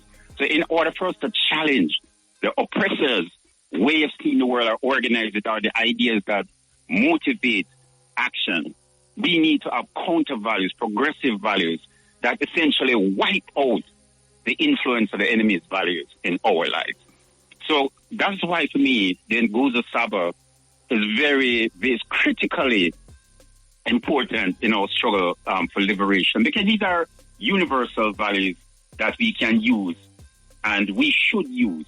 For example, you have the 7 principles are the Nguzo Saba. You have Umoja, that stands for unity. Kujichagulia, that's about self-determination. Ujima, collective work and responsibility. Ujamaa talks about cooperative economics. And we, as Africans, understand the importance, or should understand the importance of economics, because we were brought and enslaved in the Caribbean because capitalism needed a reliable, dependable, affordable source of labor to produce king sugar, cotton in the United States, and to engage in mining. We must know this. It's capitalism and economic system that brought us into slavery, not racism. Racism became the ideological justification and then became an independent, autonomous system, and practice on its own. But capitalism led the fight, or led the charge for our enslavement. And capitalism is still the system we use in Jamaica, the United States, and Brazil. But yet we don't focus on capitalism because we want to be a part of the enemy's oppressive economic system. So cooperative economics, Ujamaa, is the 4th principle of Kwanzaa, or the Nguzo Saba. Then we have Kuhumba, that represents creativity. Imani, that's about faith. These principles are central to. The 5th principle is Nia. Nia, and some of you may know of Nia Long. This is where they drew the name from. Nia means purpose. So we can use them to organize our lives, to organize our movements for liberation, the programs that we're going to build, the projects that we're going to organize. A simple thing like unity. When we talk about unity and we say, African people need unity, once we embrace that principle of unity, or Umoja, we're going to say, what does unity mean for those of us, the sufferers in Jamaica, the oppressed? Does it mean that I, as a sufferer, living in Tivoli or living in Arnett Garden, going to seek unity with Andrew Holness or with a member of our class enemy? No! Not because he's an African, but he represents a class of people that oppress and exploit African working class, the sufferers. So there's this still unity with among the oppressed. And oppressed within our particular group, and unity among oppressed in other groups. In the same way that you're highlighting the struggle of the Palestinians, we would form unity with another oppressed group, the Palestinians, to fight against our enemies represented in American imperialism and apartheid Israel. So unity, when we say unity, Umoja, it's deep thinking we have to do about what unity means. Because a lot of us are saying, Andrew Holness is Uncle Tom because he now support the interests of African sufferers. No, he represents a particular class in the same way that in Africa during the enslavement period, you had kings who don't represent African people, represent that ruling group, would collude with the capitalist slave traders to bring people out of Africa. So we have to understand there's a class difference within the African community. So when we say unity, it's unity of the oppressed.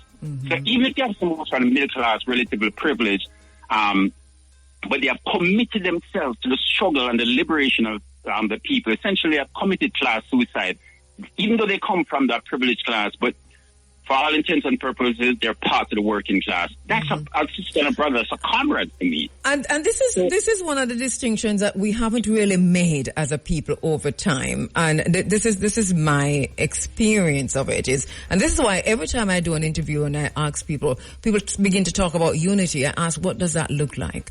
Because who are you going to unite with? And why do you need to unite in the first place? I mean, so to envision or to reimagine unity, I think is where you're taking us. It's unity of the oppressed and understanding that those who have also, No, absolutely. When we say the oppressed, we're talking about the oppressed in its diversity. We're talking about women who experience oppression under patriarchy. We're talking about the elderly. We're talking about who are alienated because we're focusing on youth or relatively young people.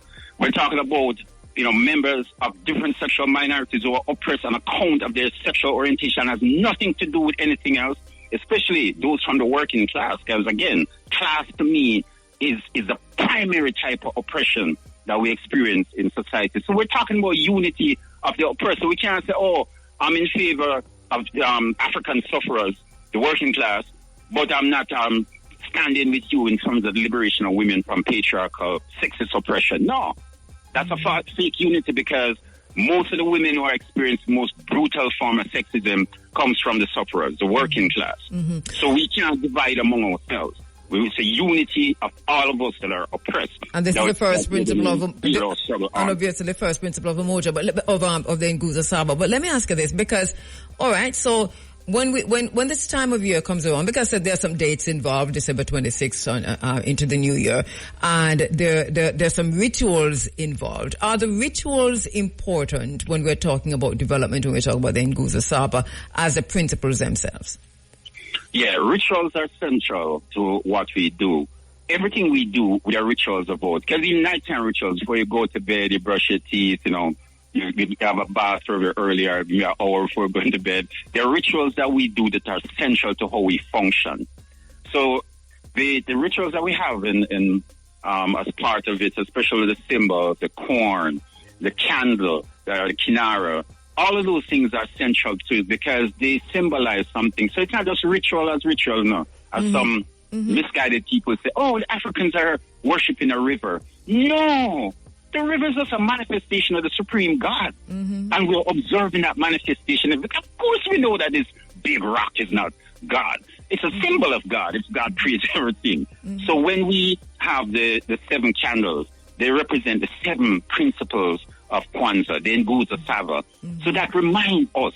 And then you have the red, black, and green candle. Because again, the color given to us, or the flag given to us by Marcus Garvey, we use that to remind ourselves of the liberation struggle, what the colors mean. So the color, every time we look at the red, black, and green, it reminds us of the people, of the potential that we have, of the blood that we're sacrificing for liberation, and that has been spilled under this oppressive system. Rituals are important. When we look at the corn as one of the symbols of Kwanzaa, it reminds us of fruitfulness. And interestingly, in revivalism, the corn also represents prosperity. And remember, revivalism is an African syncretic religion that African people created here to prosecute our liberation struggle. But as African people, we have been made to disdain rituals, whereas every other race, every other people have their myriad of rituals, and we ourselves, African people generally, have embraced many of these rituals. That's Western rituals at the expense of our own rituals. Is that how do we? Does there need to be this a more a concerted effort then, whether it is through the education system or in our homes? I mean, how do we do this to begin to change that perception of our rituals as something that is evil and wicked and anti-God? Right. First of all, the education, like you're in your forum that you've been doing, we have to do it. Because one of the things about an effective propaganda, and something that I practice, you constantly, consistently communicate the same message. Even when people say, oh, that's kind of old-fashioned. Oh, I used to do that in the 60s. You constantly putting out the message out there. Because one of the things the enemy do, our past enemies have done, is that they say the same thing over and over and when there's nothing opposing it, you end up believing that, oh, this must be it. In the same way that when we go into a supermarket and we're looking for toothpaste, I would say, I don't know what toothpaste to purchase. But then you remember the one that you saw in the advertising, and you say, oh, we're going to try that. Yeah. Because it's the one that has been presented to us. So we need to present counter ideas, counter ritualistic practices, and loudly, shamelessly, consistently promote it. And even when people I love that. And to repeat it. Repetition is, it's important, I think, for us to keep repeating this. The church, I think, also has a role to play. I liked what Reverend Ernley Gordon was doing back in the day. Obviously, he's not with us anymore, but he was within the Anglican Church, embracing some of these things to his own detriment, sometimes. But that individuals can move out of the spaces or use the spaces that they are occupying to introduce some of these things. So to go back to rituals, the importance of the rituals, which means then no better time to do it than this time of the year, when this is the time of the year that we normally observe and celebrate Kwanzaa. So we have the principles and we have the rituals, right? And then we talk about the how these can aid in economic development and cultural development and so on, but economics more than anything else. Politics, of course, we're going to talk about unity. Mention what the principles are, because then it leads into the usefulness for the principles. So quickly, we have 4 minutes. Yes, go ahead. Yes. Yeah, we have 4 minutes. Kuji Chagulia means self-determination, and self-determination is fundamental to the identity of a people, especially an oppressed people. It is a lack of self-determination that have we, as African people, still using colonial names, the enslavers and the colonizers' personal names. We lack that. It's a lack of identity, a lack of self-determination that have us using the political institutions of our colonizers that don't serve our interests. So by self-determination, or Kuji Chagulea, it means we determine our destiny, we shape our destiny, we inform our destiny with our own ideas. Doesn't mean that we won't borrow from other groups. We'll borrow things that are relevant and integrate it into our way of being and way of seeing the world.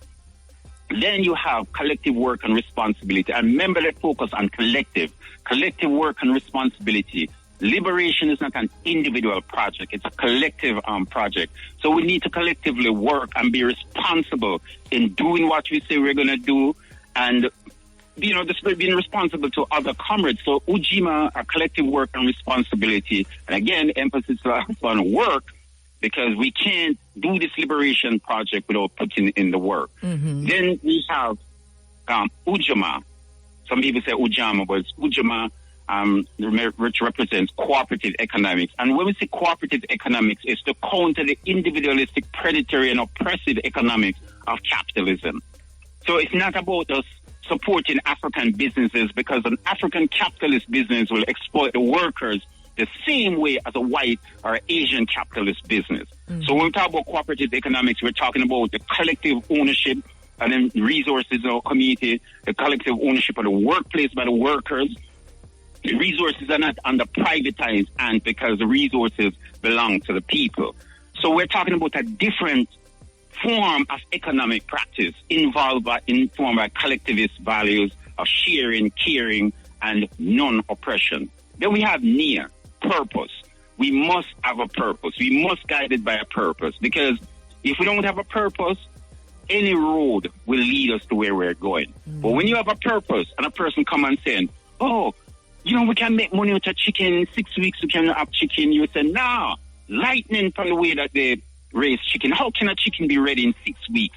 Because that is the model of capitalism, the industrial farming model, where you feed the chicken so much, 24/7, the light is always on, so the chicken is eating, that you have to pump it with hormones, and that hormones coming to us and negatively affect our system. Yes. We say, no, we want chicken with the mother and a pick round, and it take a year for the chicken to be ready. So when you have a purpose and you have values and you have principles, no one can come and throw a project at you because it's outside of your value system. And it says, lightning on that. We're not going to deal with that, you know. Yes. So then we have Kuhumba, creativity. And this is a key value as the others. Creativity doesn't mean that you're going to create artistic production, music, songs, dances. So creativity also means what type of technology can we develop for small farmers in Jamaica to use machinery that doesn't destroy the earth on their hillside land. It means what type of new economic practices we can come up with that can produce more food without destroying the earth. Creativity means that how can we replenish the earth, make it more fertile, and don't destroy it like capitalist model of farming. Creativity is everything. So, Kuhumba, creativity is necessary. Then the last value or principle of Kwanzaa is Imani. Imani means faith. A lot of people, when they say faith, they think of only spiritual traditions. Well, faith means that we have faith in ourselves. One of the things that we don't have in ourselves as African people is a belief in what we can do. So that's why African Americans will say, many times people believe that the white man's ice is colder and his water is wetter because we don't have faith in what we have. We have Rastafari Italivity that can be used as a development discourse here in the Caribbean, but we go to IMF and World Bank and we go to other people telling us how to replenish the earth, how to make the earth more fertile and serve. When meet here in Jamaica and within African community, we have Rastafari Italivity that's about diet, that's about how we should use or be stewards of the land. That's about it's so complete. But we look outside of ourselves because we lack faith in ourselves, in our leadership, to move this struggle forward. So those values are very, very, very important to what we need to do and how we need to organize here in Jamaica, across the world, within the African world, and also between oppressed people all over the world. And that's how I view. I'm very pragmatic, very practical about the values because I see how we can use it to organize things differently in this period of time. So pay some attention this year to Kwanzaa, start in your homes. We know it is a very involved observation, a period where you're going 7 days, and but it becomes a habit after a while, because I know for my Kwanzaa stool was set up from when I never take it down. And I suppose this is what we can begin to do, where it's always there, your little table that you're going to set up with your little African stuff on it and your candles and so on. But just start somewhere. The important thing is to start somewhere and to begin to look again at the principles. Thank you so much, Dr. Ajamu Nagoya. As usual, love your perspectives and your interaction in this space. Yes, sister, and give thanks for the opportunity to reason on a very important topic, and encourage listeners to go out there and read. There's so much information on the internet. There are things on YouTube. You can do your articles. Please read, because our enemy don't want us to have critical knowledge.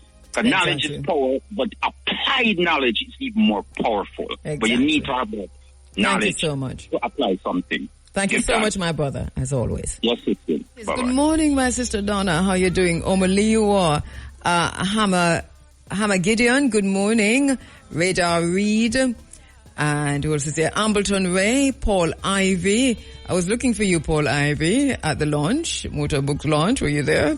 Irie Daughter, the teacher, good morning. Sis Isis Miller, I saw you there, my sister, at the launch. As a matter of fact, I had to leave a little bit before it ended. And thank you very much for the live stream, because I watched it all the way to OG. Mandela for the sacrifices he made in the early days of the South African liberation struggle. I agree with you. She says, understandably, after 27 years in prison, he lost a fire to fight. I have always believed he should not have led the independent process. Perhaps his leadership was a condition. Or maybe he didn't come out of prison, because you know how they do. And then she says, I lost respect for him as a revolutionary, a black liberator. Winnie Mandela was a revolutionary, always was to the very end, but despised and demonized by the West with the support of Nelson Mandela. I do not idolize Mandela. She says, once again, we're falling to the foibles of divide and rule. Why do we continue to be masters of our oppression?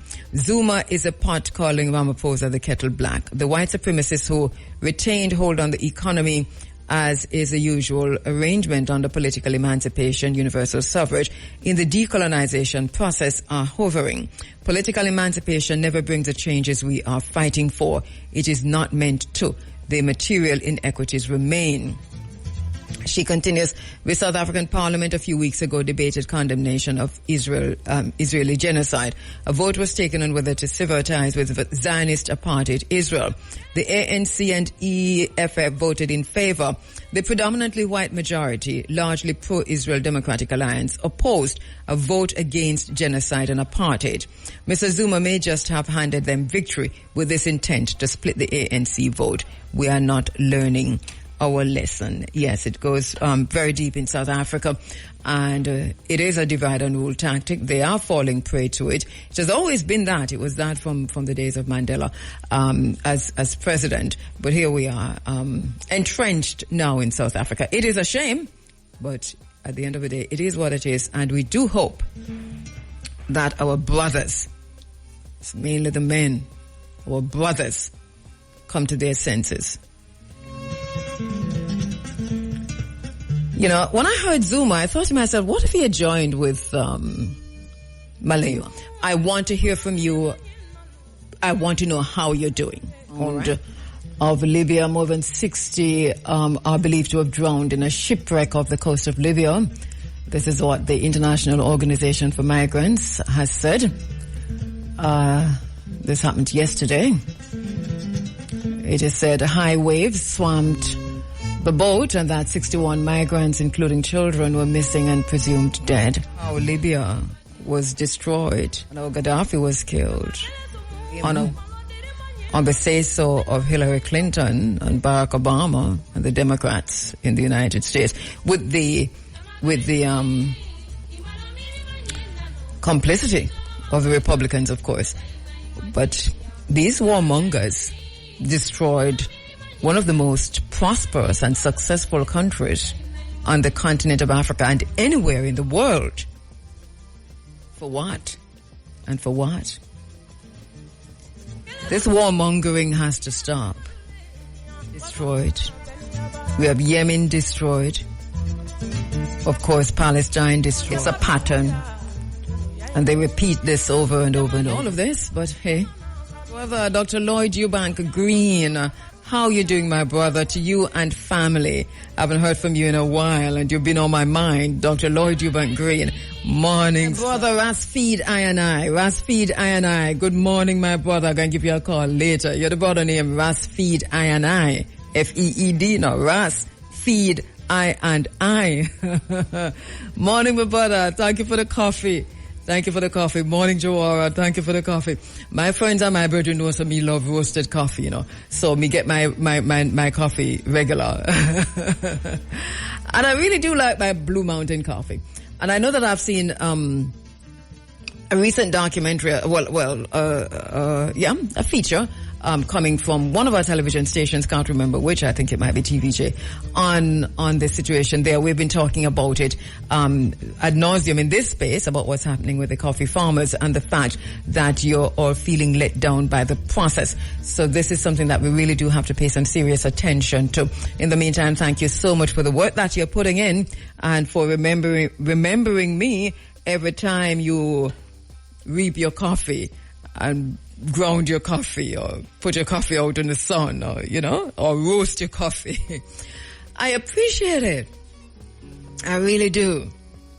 You know, I think in another life, or just generally speaking, I might have been from Cafe or Kaf in the Ethiopian highlands. I think this is where, you know, well, anyway, let me not say that. I was going to say stay away from something, but anyway, it's strictly grounded coffee beans that, you know, right. Exactly. I know every coffee, I know every coffee.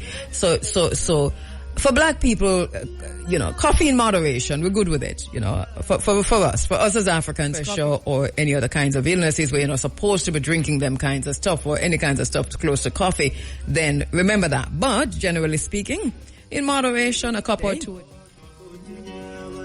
Ain't nothing wrong with that. Don't put no milk in there. And if you're putting milk, make it be coconut milk. Or little almond milk if you make it yourself. Well, you can buy it too. But we still have a look out for the genetically modified things, right? So anyway, greetings, Ras Feed I. Thank you so much, my brother, for the coffee. Thank you so much, Jawari. This is how we're saying goodbye for today as we make way for the big A inside of the Sunday sunshine. Yeah, hear me not scatter.